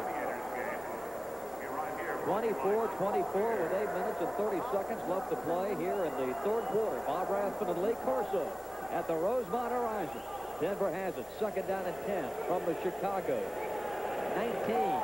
Loose ball. Quarterback covers, and Denver maintains possession.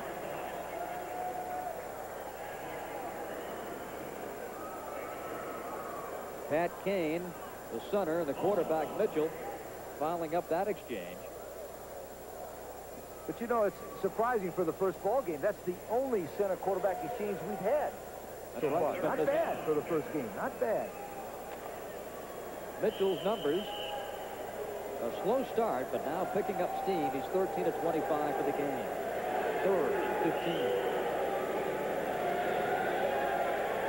Pump fake. Complete to Mullen and out of bounds. He's out of bounds at the 11, and that's going to be shy of a first down. It's going to be fourth and about 2. in addition to being a skilled athlete, you've got to be a type rope walker here on the sideline. Oh, it's a great shot right at you because he makes a pump fake like he's going deep, and he throws it. He gets good. Barry Mullen makes a good play of trying to get the first down right there. They'll probably go for it. They have very little confidence in their place kicker. Yep. Fourth down, and a couple of yards to go for a first down for Denver. They fake. Here comes the pitch. They got the first down and out of bounds. The pitch goes to Chris Brewer, and he's got it first and goal at the 5-yard line. Boy, is this a great play. Is this a great play? Now watch this play here. They'll take this guy and put him in right in here and fake the ball to him, and they'll come out and run the option. That's a perfect play for the good old run and shoot. Let's take a look at it. There's the fake. Pitches it. Number 1, Smith is trying to cover him, but he can't do it. A great offensive play by Denver.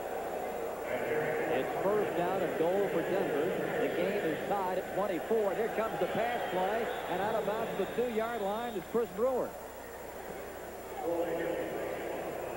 See, that's the same play they ran over there. If you remember about 6 plays ago, they threw that ball to the left, and he was wide open. I said if he caught that ball, he'd score. That's the same play. They're slipping the fullback in the flat because the middle linebacker is blitzing, and they're hitting him on a hot pattern. Denver up to the line of scrimmage. Second down and goal from the 2-yard line. Mitchell runs it in, touchdown, and Denver takes the lead. Stuart Mitchell from Cornell runs it in for the touchdown. His second running touchdown of the game. And the Denver Dynamite taking a lead of 30-24.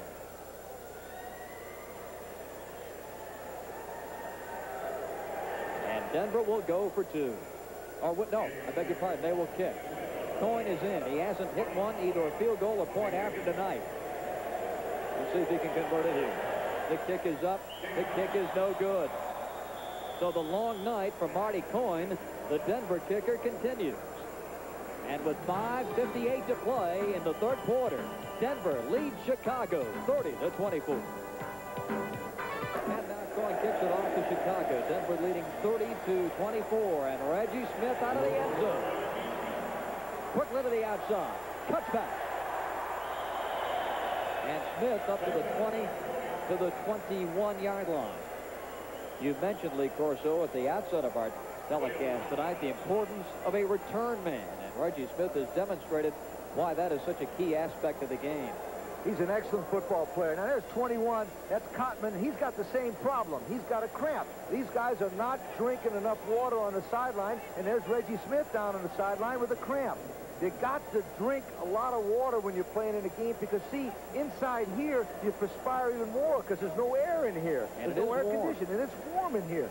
You cannot get across to the people out there enough. When you exercise, drink water. That's all you need to do. There's 2 guys right there, side by side. Number 25 for Chicago there on the left of your screen. That's Richard Rogers. He's coming up. The other man, Woody Cotman for Denver. And they're working on his right calf muscle. And there's Reggie Smith to return the ball. The Iron Men are having trouble with the leg cramps. The first half scoring summary. Here's the first quarter. And Chicago led at one point 10-0 after the Mickemeyer field goal. Then Mitchell with his first touchdown run, 10-6 Chicago.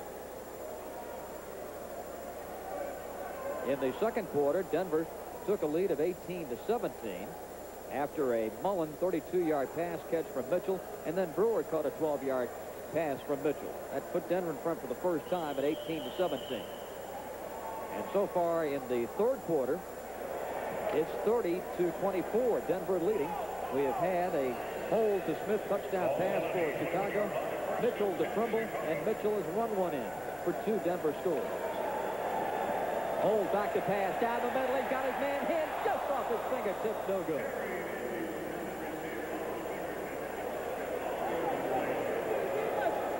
Just inches away from Mike Hold. On this play, it's a really good picture of a quarterback trying to lead the man. You watch, he lays it out there nice and soft, Hinn just doesn't have quite, but he makes a great try, which is an outstanding play there. He beat Friday, who's probably the best defensive back in this league. Second and 10 for Chicago. Steve Finch, number 80, goes in motion. Hold, back to pass. He's got his man Hinn again, and again it is too long. They are working on Larry Friday in that secondary. And a penalty flag was dropped. Holding called against Chicago. What's your language? You'll get something. Can you imagine they're trying to go deep on Larry Friday? And yesterday in our coaches meeting, they said the one place they weren't going to go was deep against Friday. You don't think they trust us, do you? I don't think so. Here's it. Jim Markham, the Denver coach. 10. Okay. Hey, let's go a little squeeze. I want 32. No. 31 Mackay. Jet. Hey, Jet. Stick. Squeeze. Now, let me tell you something. If this wasn't a family show, you'd think that was an R-rated session. Can you imagine? Listen to this. But what he wants is the middle linebacker to blitz the quarterback. And he wants the Jill to squeeze him, which means get up tight. There you go. See all the guys up tight on him? That's squeeze. Watch 32 for Denver, Rob DeVita. He's coming in after Hold. Here it comes. Hold under pressure. The throw. It's incomplete. Great pressure on the quarterback.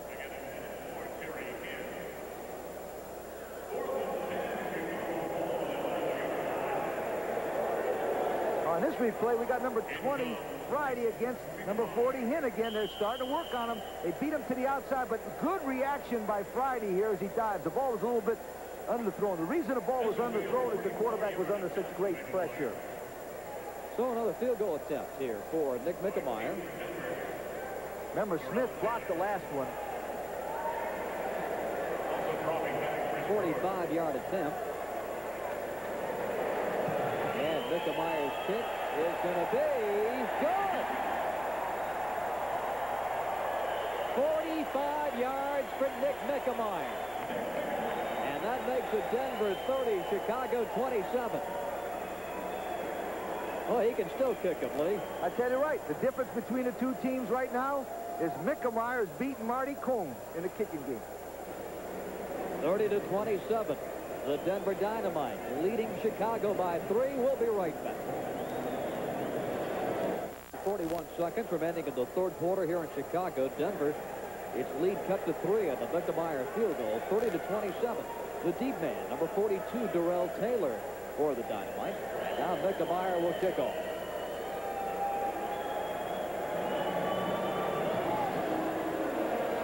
Low kick, fielded at the 3 by Steve Trimble. At the 15, 20, and grinds it out to the 23-yard line. But Denver with outstanding field position. They're already out to midfield. Well, the reason is the field's only 50 yards. If you go 4 or 5, you go 10 yards and you got good field position. But that's what, hey, listen, that's why we're here. This is entertainment.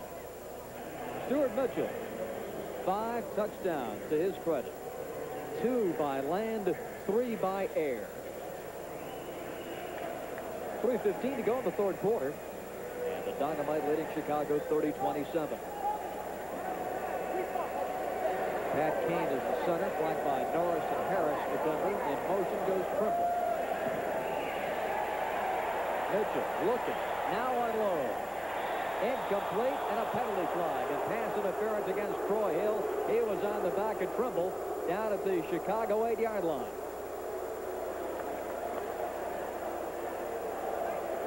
Now, he's shaking his head no, but I'll tell you where that pass interference comes. It didn't come from his right hand, which deflected the ball. It came with his left hand on the back of the guy. Now, watch the replay, and you'll see what I'm talking. Watch as Mitchell throws the ball.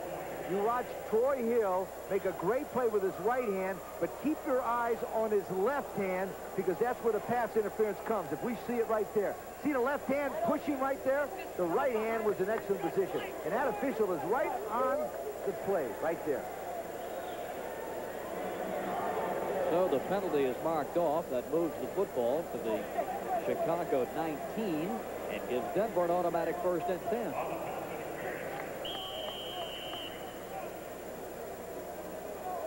Automatic 1st down on pass interference. 2:50 to play, third quarter.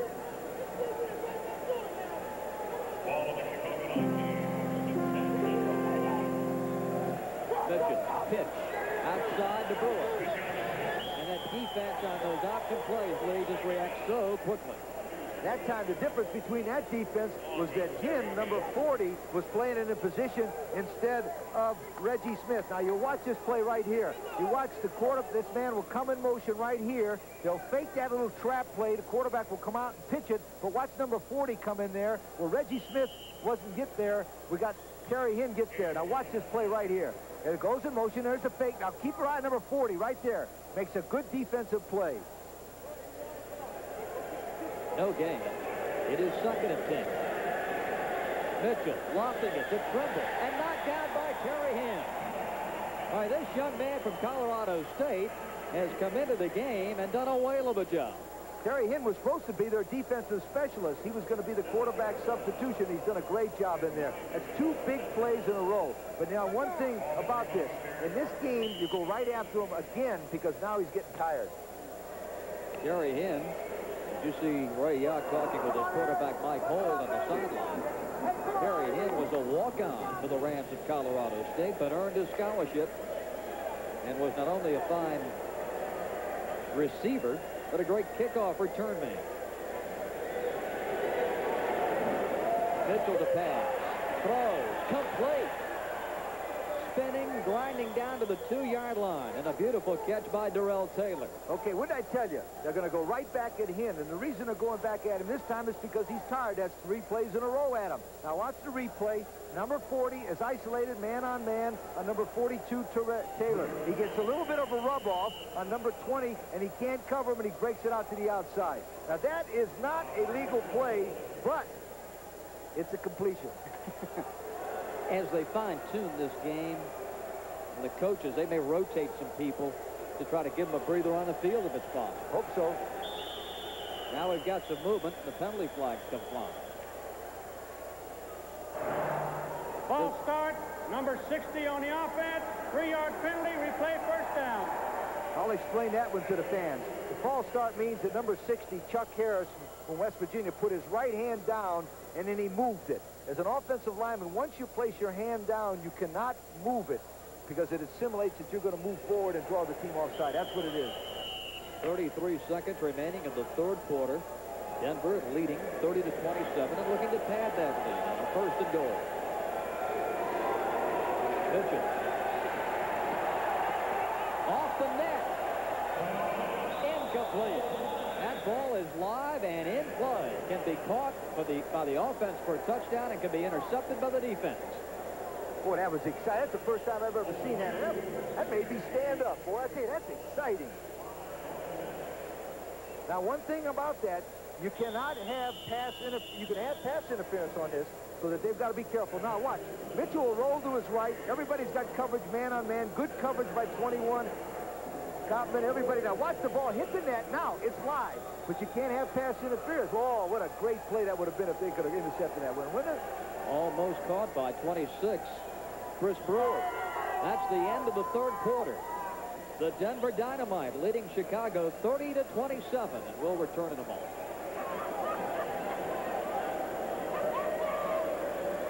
Back at the Rosemont Horizon, everybody. Bob Rathman, Lee Corso. Fourth quarter of our arena football premiere. Denver leading Chicago 30-27, and the Denver Dynamite with it, 2nd down from the Chicago 7-yard line.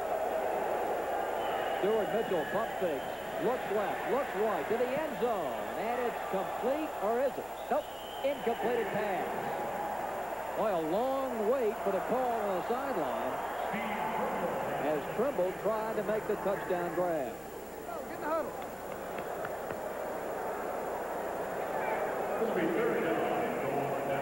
Jim Market, the Denver head coach. Built quite a career in the high school ranks in That's a good Texas. play. He's got some good assistant we're going to coaches go. We're going Tom to. Rosley is calling the offensive plays, and so is right? Vincent White. It's a Now good let's play. try a field goal, huh? 3rd down.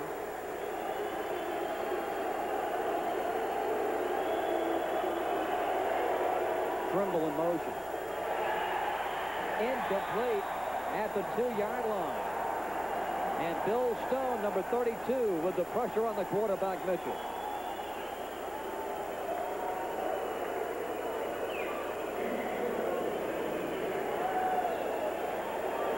Mitchell, who just missed on that pass at a good third quarter. He was 7 of 11 throwing the ball for 77 yards in the third quarter. Marty Coyne, number 25, has come into the game for Denver, and he will attempt a field goal. All he's got to do here, Bob, is just relax and make one. That's all. Just make one, it'll be all right. This will be a 27-yard attempt.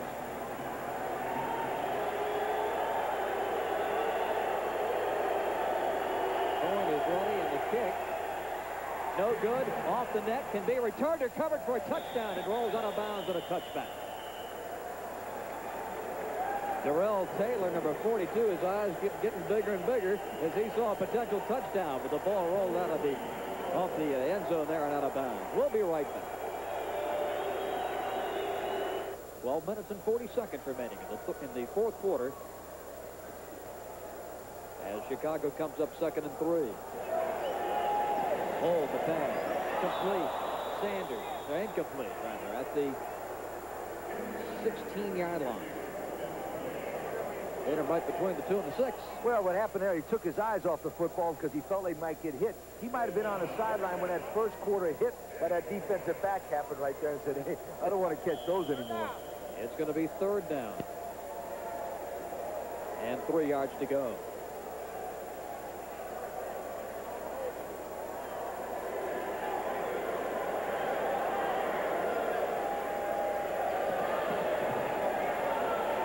Pressure, hold, and now a whistle blows the play dead. Hold continues to run, but they're going to bring this one back.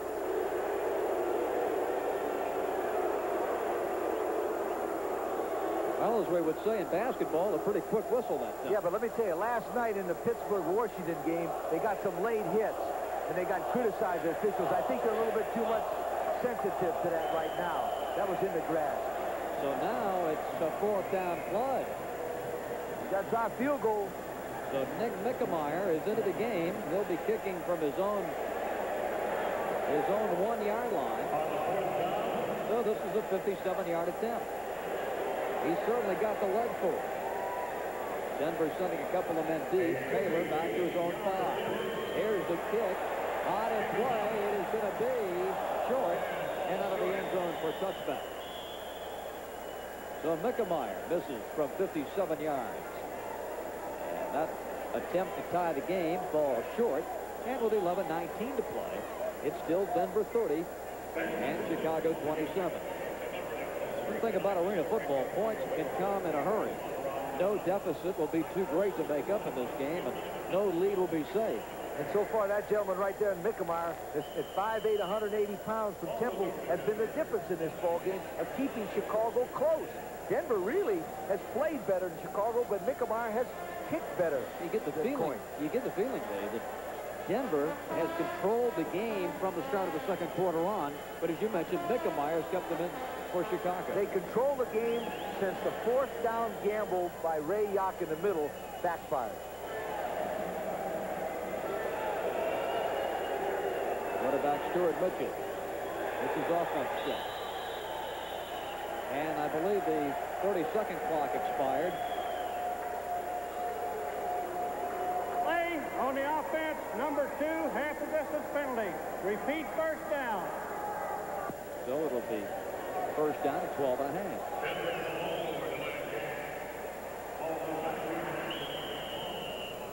As soon as the ball is spotted ready for play, the clock starts. And we've got 10:40 to play in the 4th quarter. Stuart Mitchell has gone all the way for Denver in this game at quarterback.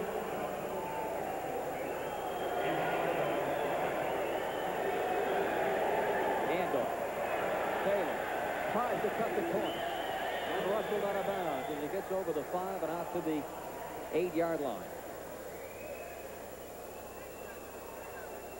Darrell Taylor right there is a good-looking football player. Played at Lincoln. He's 5'10", 185 pounds, and ran that little counter reverse that time. That's a good play to get the teams to start one direction and come back and start stops them from pursuing so well. Second down and about 8 yards to go. Denver leading it by 3, 30-27. Trimble in motion. Mitchell a pass. Looks. And he's got his man. Trimble near midfield over the 20 and about to the 23-yard line. That gets him out of a hole. First down at 10, Denver.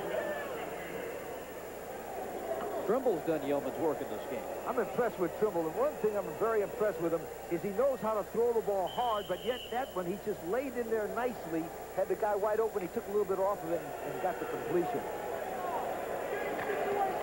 9:20 left.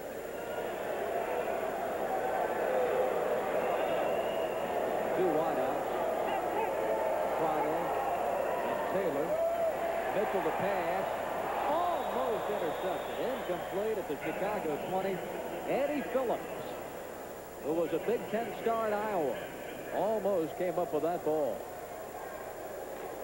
And real good pressure that time on the quarterback. It looks like the idea is if they can't get the Mitchell real quick, they're going to have to put the pressure on him. That was a terrific play right there by Phillips. Eddie Phillips was a second-team All-Big Ten player in 1982 for the Iowa Hawkeyes. A Chicago native. And he has the distinction of being the first player signed to an arena football contract. I can see why he's an excellent football player. Second and 10. Mitchell throws complete to Trimble over to 25 and down to the Chicago 21-yard line. Hit and brought down by number 25, Richard Rogers.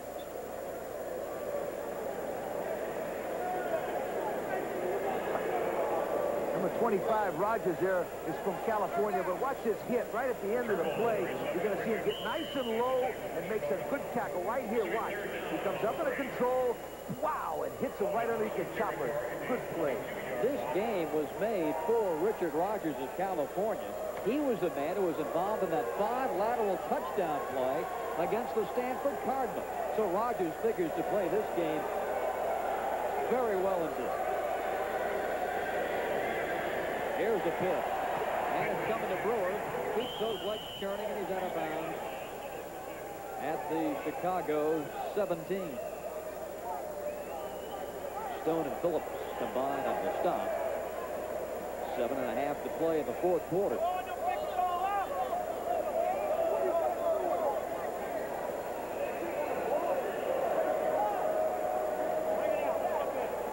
One of the differences, and they're going to have to measure for the first down. Certainly one of the differences from a coaching standpoint, Lee, as we watch this arena football game, you got 7:15. Here's Denver with a 3-point lead and moving the ball. And that clock continues to move. And if you're Chicago, even though you're 3 points down, trainer? You hate to get down 7, 10 points here. The only difference is the clock really moves on them. Yeah, but you can score so quick because the field's not so long. I don't think a ball team in a looks like an arena football, you're not out of this ball game unless you're 25 points behind, because you can get some off the net, you recover fumbles and everything else. I think it's a great game to watch because neither team is out of it till the very, very end. It isn't like in some games where you get behind by 2 touchdowns and the team, you can't catch them. You know, this game is good. That's a great point, Lee, because old habits are hard to break, and you look up at that clock and you say, hey, that thing's melting down to nothing. We got to get going. Absolutely, and you can get going. Ray Yock is saying right now.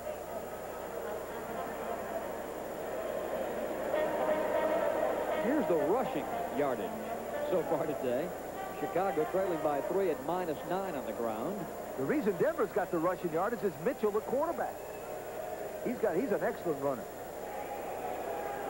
First and 10 for the Denver Dynamite. Mitchell looking long. Off the net. Oh, it's out of play. You know what? He could play here all afternoon and not miss that net. That net is 30 feet wide and 35 feet deep, and he missed it. But he was trying to throw that ball off of it like a Hail Mary pass. We should call that one a Hail net. It's going to be second down at 10.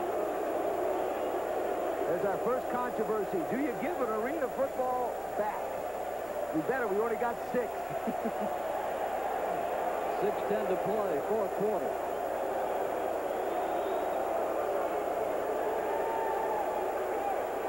Trimble in motion. Inside handoff goes to Taylor. He breaks clear. Gets inside the 15 and wiggles his way to the 11-yard line. Sanders made the tackle. There's that little counter trap play we talked about with Taylor coming in the inside trap. That's also the play, remember, where they'll fake that play and run an option. Now you watch 42. It goes in motion. Watch a little inside trap. Good trap by number 60, Chuck Harris. He trapped a man and he got in there. And I would not be surprised to see that same kind of action, only them run an option this time. Terrell Taylor was a running back at Lincoln University in Jefferson City, Missouri, the Blue Tigers. And now in Arena football. 5:20 to play. Denver leading by 3. It's 3rd down. Mitchell throws complete. Trimble, touchdown. Nice catch and run on a quick play by Steve Trimble, the former Maryland Terrapin. And Denver now leads 36-27 with the extra point coming up. All right, look at that enthusiasm down there. I love to see that down there. That was a great play by Mitchell. You know, Mitchell is impressive to me, 6'3", 205, but I knew he would be. He lettered in basketball as a freshman for Cornell. That means he's got great athletic ability.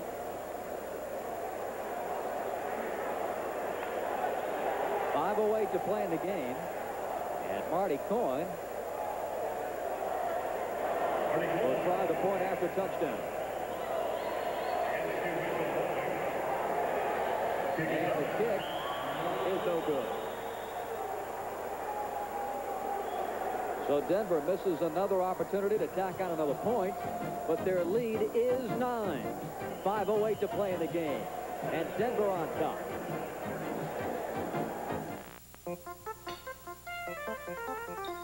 In this reconstituted, freeze-dried, pre-mixed world of ours, it's hard to find a breakfast that's totally made from scratch.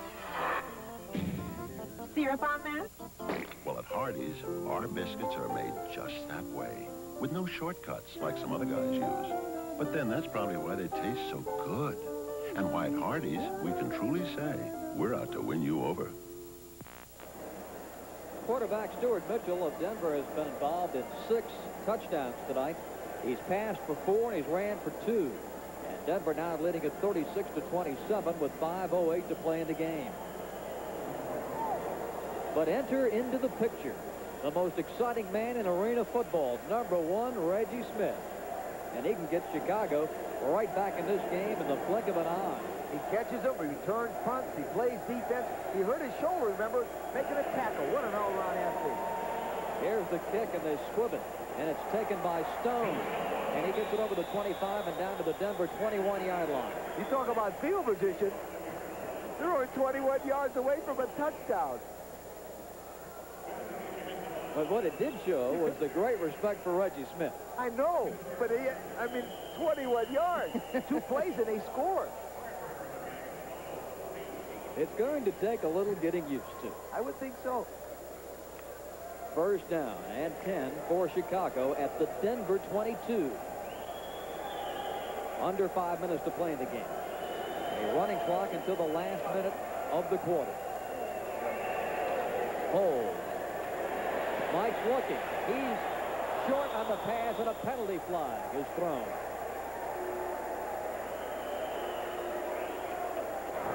We have a personal foul, roughing the passer. 1st down. Okay, what did I tell you? Number 60, White.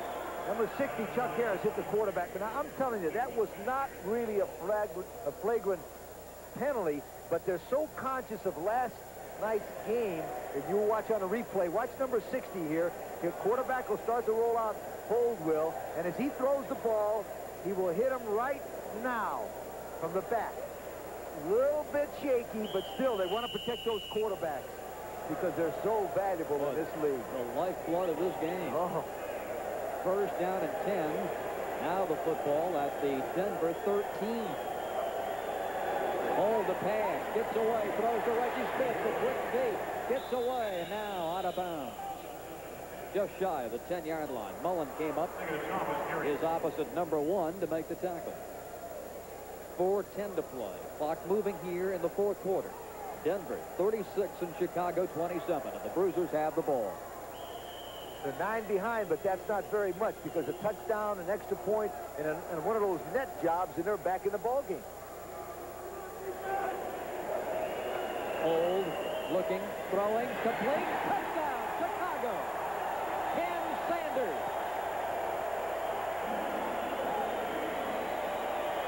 And Mike Holt.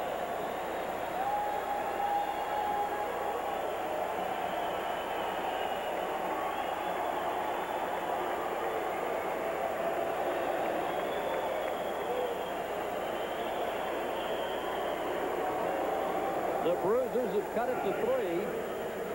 36-33 with the extra point coming up, and now Nick Mickemeyer coming into the game can cut it to 2. Out of the Mike Hold placement. The kick is good. Mr. Automatic, Nick Mickemeyer. 3:47 left to play in the game. And the Denver lead is down to 2. We'll be back with the Chicago kickoff and a 2-point game at the horizon. Quarterback, watch number 40, Trimble try to cover number 26. He can't cover him. He gets inside position like basketball, and Hold drills it to Ken Sanders from Weber State, and they're in there. Isn't this exciting? A 2-point game with 3:47 to play. Taylor is the deep man. They're on their feet in Chicago. Mickemeyer's kickoff. And this one's going to be off the net and playable. That's a live ball. Denver's got it. And inside the 5 at the 3-yard line.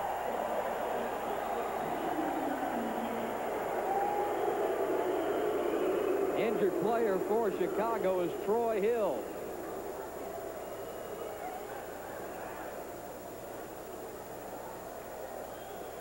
I tell you what, I know this is tough. I did this before the game, right? Watch. The ball comes back over his head. It bounces, and he doesn't know what to do. But I'll tell you what, that's not the toughest thing. His number 40 had to go back and pick that up. Tim Trimble had to go pick it up and said, hey, Taylor, why didn't you get that ball? So I didn't have to go back and get it. 21 Troy Hill is hurt down there. It looks like they're working on his leg. Hopefully it's still a cramp, and I think it might be. The trainer, Phil Graham, and the trainer, Larry Franca, Graham from Chicago and Franca from Denver, got to be the most valuable trainers in the history of football. They've been out there more than the referees. 3 minutes and 43 seconds remain. It's a 2-point lead for Denver, 36-34. The kicking game is certainly going to be a big aspect here down the stretch. And Mickemeyer, if Chicago can get it back here, you got to think Mickemeyer can win this game with a kick. Absolutely, but you know what fate would have it? Probably this will happen. The last play of the game, Marty Cone. I mean, Cone will kick one and win the game and go off a hero, right? Wouldn't that be great? I mean, I'm not pulling for them, but I mean, that would really do that kid a lot of good, wouldn't it?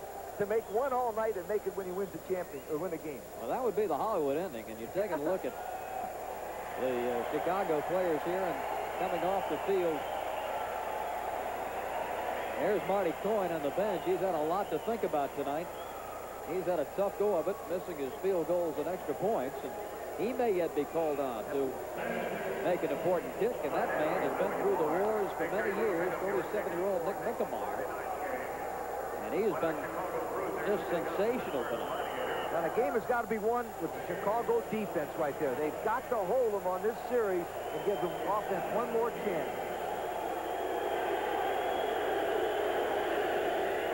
Mitchell back to pass. Looking. It's a safety. Oh, no. It's a touchdown. Chicago's got the ball. The Bruisers take the lead.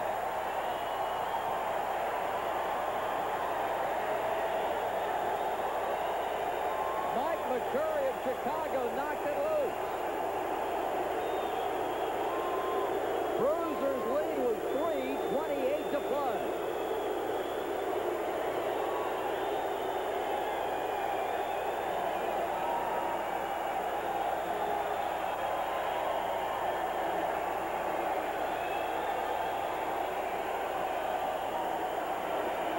With a 4-point lead, Chicago opts for the 2-point play.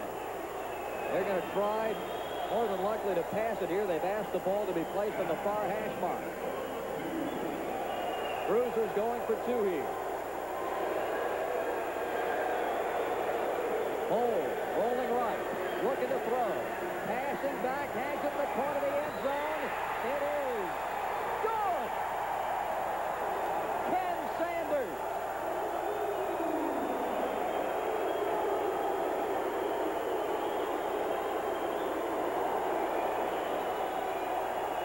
With lightning-like swiftness, Chicago has taken the lead, 42-36.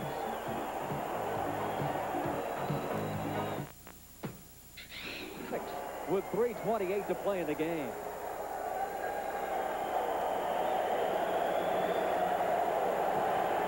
Here comes the kickoff. It's going to be out of the end zone and a touchback.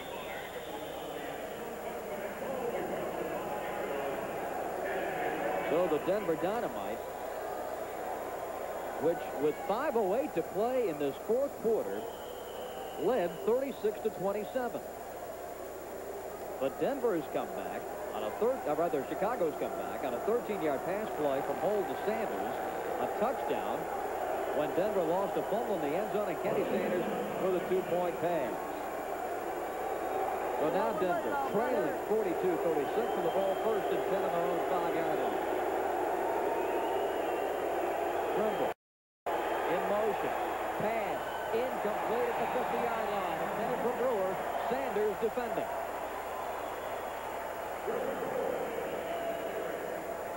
It'll be second down at 10. The clock continues to move.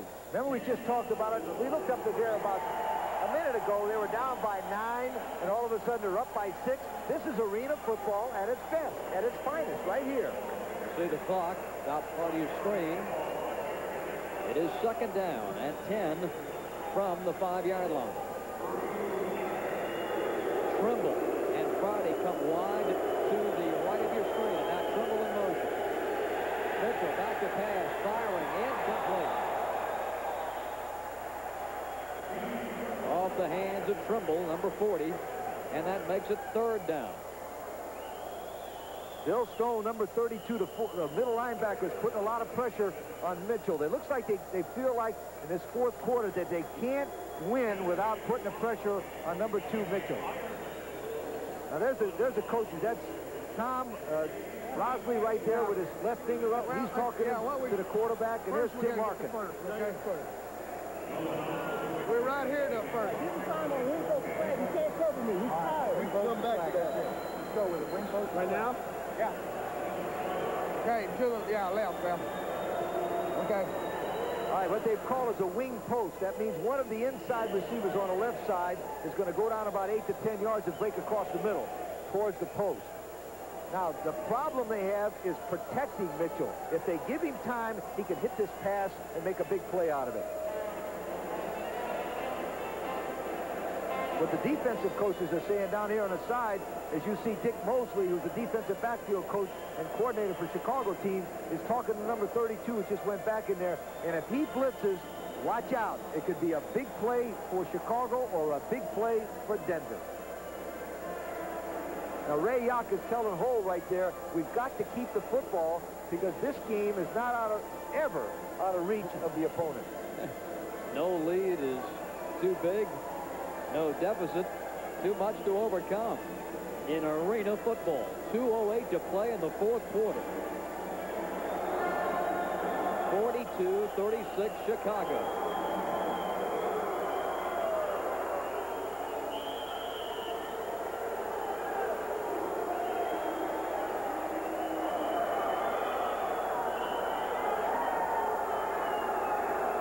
Stuart Mitchell, number 2 from Cornell, the quarterback for Denver. He's running. Trimble in motion. Watch the guy up the middle. Right the guy. Oh! Pressure. Gets rid of it. Incomplete. Now they're calling safety. 2 more points for Chicago. Brent Johnson, number 65, with the pressure on Stuart Mitchell. And that makes it 44-36 Chicago. Okay, that's exactly what we thought was going to happen. Number 32, Bill Stone put the pressure on him. And Brent Johnson, number 65, makes the tackle. Safety is 2 points. Kick off from the goal line. Now on this replay, watch the middle linebacker, number 32, put the pressure. Remember, I told you it could be a big play for Chicago or Denver, and it ended up being a big play for Chicago. They put the pressure on the poor kid, and he didn't have enough time. Brent Johnson, number 65, made the tackle, and 32, Bill Stone with the pressure as well. A tip of the cap to Brent Johnson, Lee Corso, because here's a young man who was an All-Southern Conference player at Tennessee, Chattanooga, and he's played both ways tonight and still had enough left to make that charge at the end. 2:03 to play in the game. Chicago leads by 8. This is where my... Of Arena Football. Terry Hinn, our Iron Man, in tonight's game. After the safety, Denver kicks off from its own goal line, and Reggie Smith is the deep man for Chicago. He's on his own 5-yard line. Marty Coyne will be kicking off for Denver. Here's the kick. Watch out. Smith. Watch out. What I tell you? It's a live ball picked up by Terry Hinn, and he's knocked down at the 5-yard line. Bob, that's a perfect example of what I was saying, how you could get back in this ball game. If that play would have been 6 inches more, Denver would have had the football right there and be back in this game. You're never out of arena football. And I just got a note there. Downstairs right now, there's a line stretching from the box office to the doors next door for people buying season tickets for the remainder of the season with the Chicago Ball Club. 1:50 to play in the game. 44-36. Chicago leading, and the Bruisers with it. Mike Hole, former South Carolina Gamecock, a quarterback. Smith in motion, handoff. Here he goes, Bill Stone, and he gets it over the 5 into the 8-yard line. Boy, is this Stone tough. I tell you what, he played at Adams State at 5'10", 215 pounds, and you watch him smack it. This is a regular belly play. Now watch him. He breaks the tackles. 1 tackle there. In fact, you're really guaranteed. You always judge a football player on how many yards he makes after the first contact. Now, don't forget, you can go for 2, so this game's not over. It's 44-36. If Denver scores, they go for 2, right? They tie it. We go into the first overtime in the history of arena football right here in Chicago.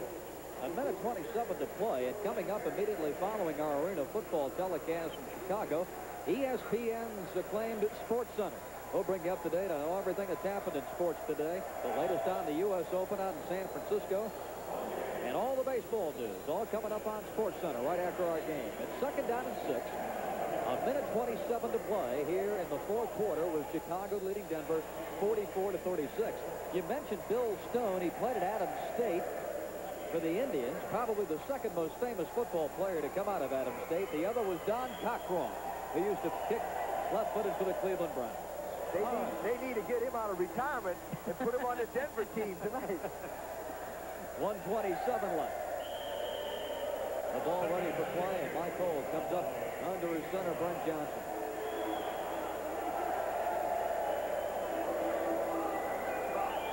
Rodgers in motion, and the line jumps. Penalty flags go down. That's a perfect example of the left guard, number 60, McCurry, moving his hand. Watch. We have a false start on the offense. Number 60, 3-yard penalty, replay 2nd down. Tim Markham trying to figure out a way to get the ball back. I tell you what, it's exciting because here's the most important thing to understand about this game. The fact that the 2-point play in pro football can make the difference between you win and lose it. If it wasn't the 2-point play, they'd be out of the game right now.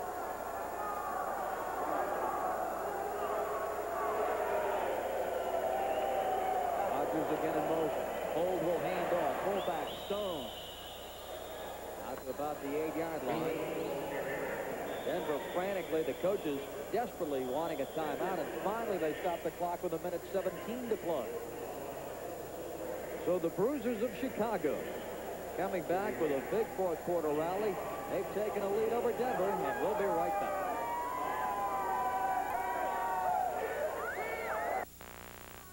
Denver 44-36 with 1:17 to play in the fourth quarter. Michael. He's going all the way for the Bruisers. And here's a handoff, another one to Bill Stone. And the play is slowing down, although the ball popped loose. Stone advancing it out to the 10, and the clock will run down to the 1-minute mark, and we'll have the warning. Now the clock stops with 1 minute remaining in the game. All right, listen up. So it will be fourth down. Block 7, okay?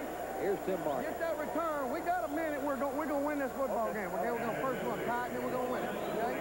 So let's block 7. Let's get good penetration in there. Darrell's back. Go.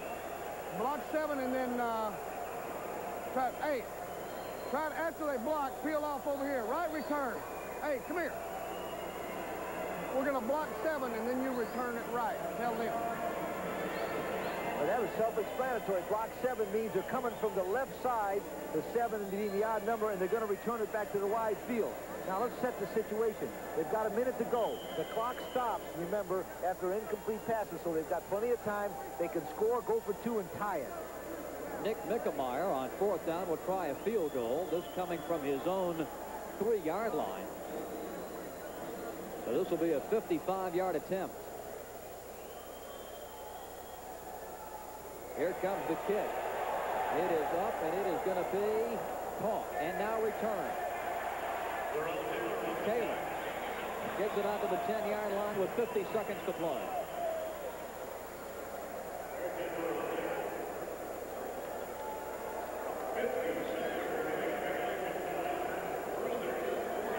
So Denver, 8 points down. Can use a touchdown and a 2-point conversion to send this game to an overtime period.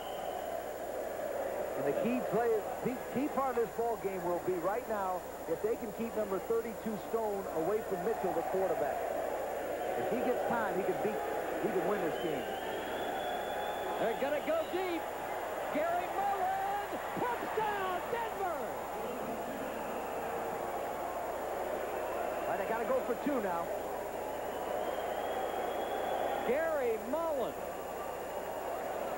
with his second touchdown reception of the game, and the Denver Dynamite exploding for the touchdown. Pick. Listen, you pick go. We're going to go run a go. Yeah. Hey, tell him to pick that guy. Now, I'll tell you what, they're going for 2, and what he said right now, they're going to try to pick him. They're going to put a man in motion, and they're going to do exactly what we did at halftime. 2 guys are going to pick one. They're going to hit a guy in the flat. He's going to score. It's going to go the arena. Football is going to be tied. There you see the different ways you can score, and the 2-point opportunity for Denver here allows them to tie the game with 43 seconds to play. 44-42 Chicago. This for 2 points to tie it. Mitchell throwing back. It's complete to Gary Mullen, and this game is tied at 44. Incredible. With 5 minutes to go in this game, ladies and gentlemen, Denver led Chicago 36-27. Now, with 43 seconds to play, it's tied at 44.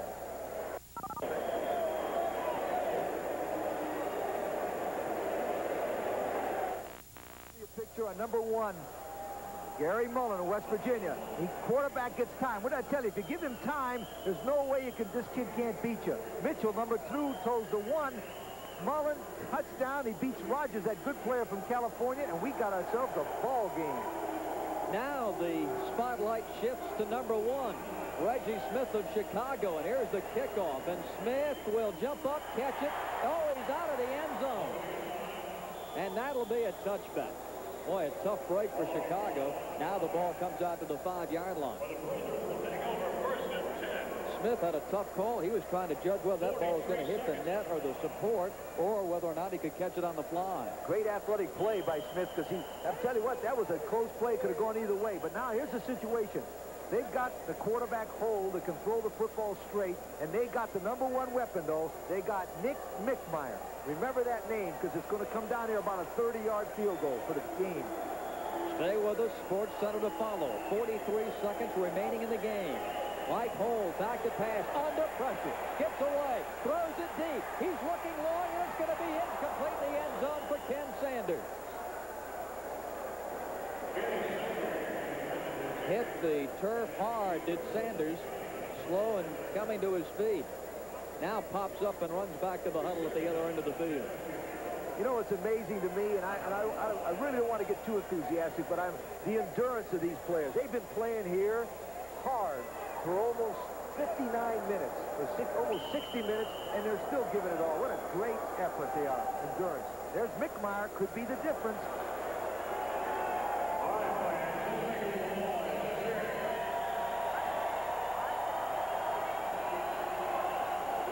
Mike Holt back to pass with 35 seconds to go, going for Reggie Smith, and it's incomplete. And the two number ones, Mullen of Denver and Smith for Chicago, were as close as you can get going down that side. Oh, that was tremendous. I'll tell you what. A leg cramp. And there goes a cramp again. Now, we're going to have a replay on this because we're going to see two of the finest athletes in this game. Smith, number one, against Mullen, number one. This is arena football again, one-on-one, man coverage, fighting for the football. Good play. Excellent play. He's down with a cramp again. Now, one of the reasons also they're having a lot of cramps, remember, ladies and gentlemen, these guys are playing both ways. There's no rest for these guys.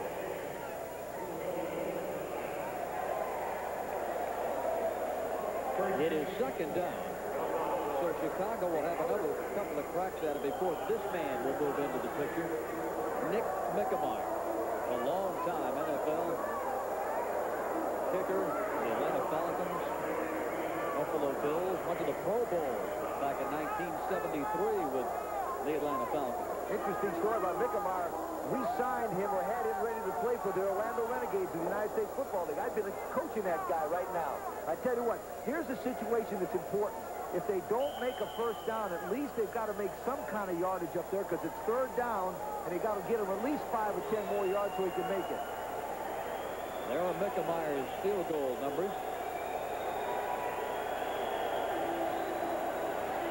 30 seconds to play. Mike Holt, here's the option pitch. And out to the 15 and very close to a first down. It's going to be short. It's going to be short, it appears, as Bill Stone took it out near the 15-yard line. Let's see where they spot the ball, and it is shot. Yeah, but you see what they did that time? They tried to make 8 or 9 yards. They'll call a timeout right now with about 5 seconds or 6 seconds to go and give Mickmeyer the last play of the game. Watch. They'll get down to about 2-1, call a timeout. All right, now he's got a chance. Back there, he had no chance. Here, he's got a chance to win the game. So 2 seconds remain. And Nick Mickmeyer moves center stage in Chicago. He is 2 for 8 in field goal attempts in this game. He's 4 for 4 in PATs. His longest was 45. He missed a 57-yarder earlier here in the second half. This will be spotted from the 6-yard line. So it'll be a 52-yarder. Let's go over what happens if he doesn't make it. We go to an overtime. So don't leave, folks. Don't go out and get a cold drink or anything. Don't turn off the television set. If he doesn't make it, there'll be a 7.5-minute overtime. They'll flip the coin. Each team will at least get the ball once. It's more exciting than anything you've ever seen, so don't leave it. If he makes it, we win. Chicago does. If he doesn't, we got overtime. And it can be returned. Don't forget. If it's off the net for short. Ball recovered.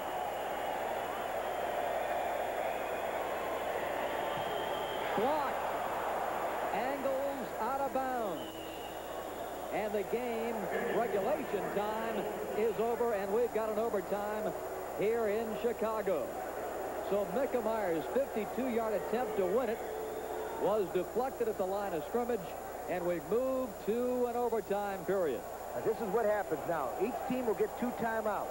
There'll be a 7.5-minute overtime after a 3-minute rest period. So to have a flip of the coin, just like a regular game, one team will get it. Now watch this. They put a bunch of guys in the middle, and they block it with one hand up there in deflection. It was a tough play because, number one and most important, that's a long way to kick it. Now watch, they get penetration in the middle, and one arm will come right up there and kick and deflect it.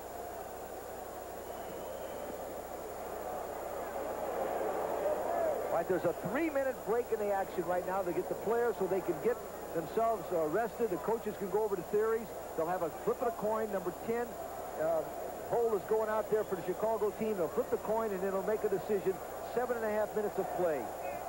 It is not sudden death now. Okay. At least both teams will at least get the ball once. 7.5 minutes of football. Yeah. You better check it. Check that before we go play. Huh? I'm right. You guys are. Oh, okay. Yeah. They're having a discussion with Tim Larkin on who's right, but now out on the field comes Mouse Davis, the former Canadian United States Football League head coach, who is now director of football operations to straighten the situation out. He's the gentleman that invented this offense, the run and shoot. Each team gets the possession. Right, each team gets the possession. No one scores, or you both score, or whatever. Yeah, but if you fuck your possession up, then that's it. You know, if you fumble, intercept, or whatever, that's your possession. Right, and then they get the ball. If they don't make it, it's sudden death. Right. Television wants a commercial after the talk. 44-44, Denver and Chicago in our premiere of Arena Football on ESPN. Isn't it this is amazing. They talked about last night's game, right? 48-46, and they said, how are they going to top it? We said, we'll have overtime, right? Now, one of the things we did before the game, we went out and talked to the officials about overtime just in case, and that's why the information we're giving you is right. The toss. White has won and will receive. Where you kick it? The Denver will get the kick as we start the overtime. And we'll be back with the overtime period when we return to Chicago in just a moment.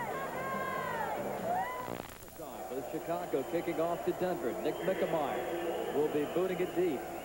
And Darrell Taylor back deep for Denver. Here comes the kick, and it's going to be off the net and picked up by Denver. And a return to 5, 10, breaks outside and over the 10 to the 12-yard line goes Chris Brewer.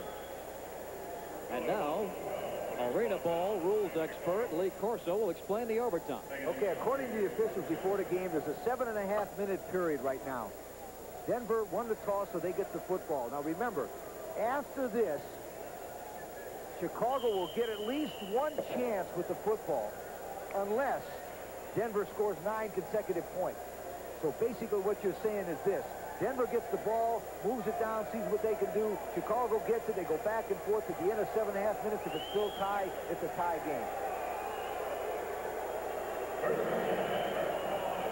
Stuart Mitchell and quarterback for Denver under pressure. Unloads. He's got a man open, Mullen, and it's incomplete at the Chicago 20.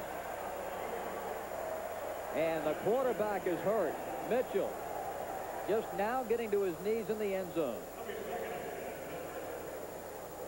It'll be second down and 10. And the clock moving with 6:40 to play in the overtime period. Well, they immediately went to one. Mullen deep again, trying to get the big play.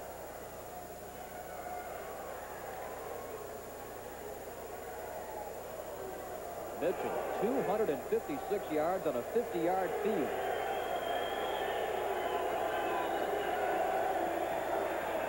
Going deep again. Over the middle, complete. A touchdown for Denver. Darrell Taylor scores. And Denver leads 50-44.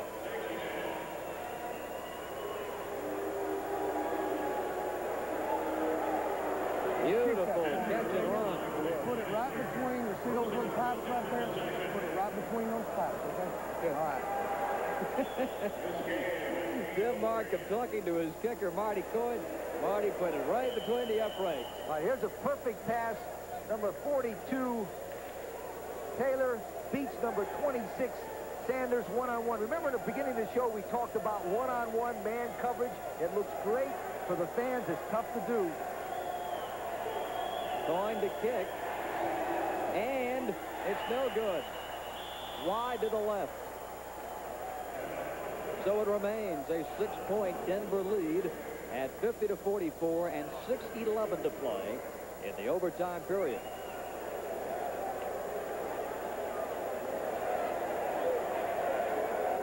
Let's go, and what happens if Chicago gets the football, goes down and scores and kicks the extra point at 7-6?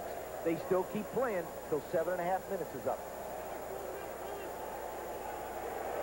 Now, if Denver can somehow score on this play and go ahead by 9 without a play, boom, they win the game. So, in other words, if this young man kicks it there and Denver falls on it, we can go on home. Hinn is back rather than Smith. Reggie out with a hamstring injury. Here comes the return by Hinn. 5, 10, and stopped at the 10-yard line. Woody Cotman out of Emporia State was there to bring him down.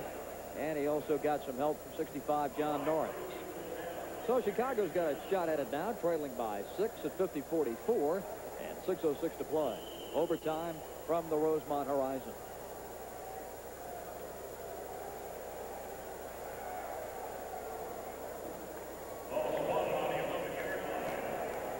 These two teams have played football just about 3 hours, going offense and defense. Great tribute to their endurance. Hole throwing. Incomplete. Too long for him.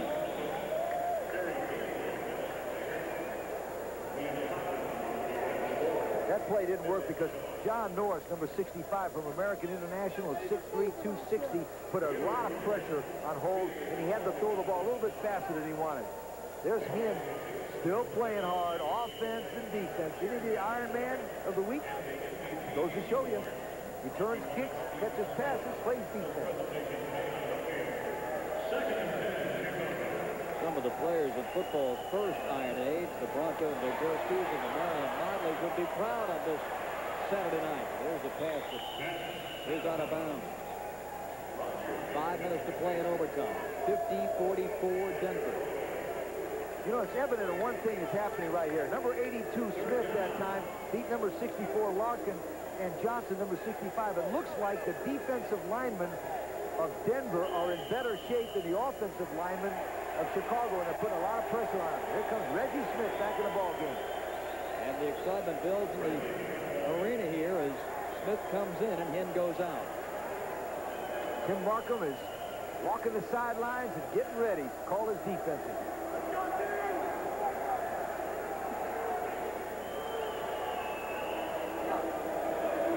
Third down and 10.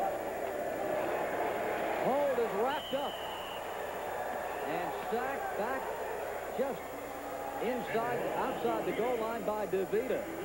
Bob DeVita. Boy, is he an emotional player, isn't he? Captain of Illinois Benedictine, right here, 6'2", 224. The emotional leader, the captain. He just got a blitz and beat him. Oh, just watch this kid. He's one of my favorites because he plays hard. Watch him. He drives in there.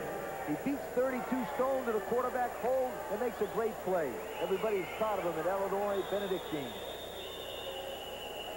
Chicago takes a timeout. The ball was spotted at the 4-yard line, so it's 4th down. And there's a timeout on the field. We'll take a break here with Denver leading Chicago 50-44.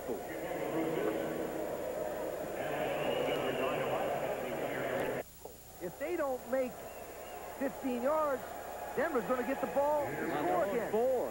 4th and 17. Hold, scrambling, and that's a safety. So, but that's only 8 points. 8 unanswered points. But it appears that consecutive scores, and they'll untangle things. It ain't over yet. It ain't over yet.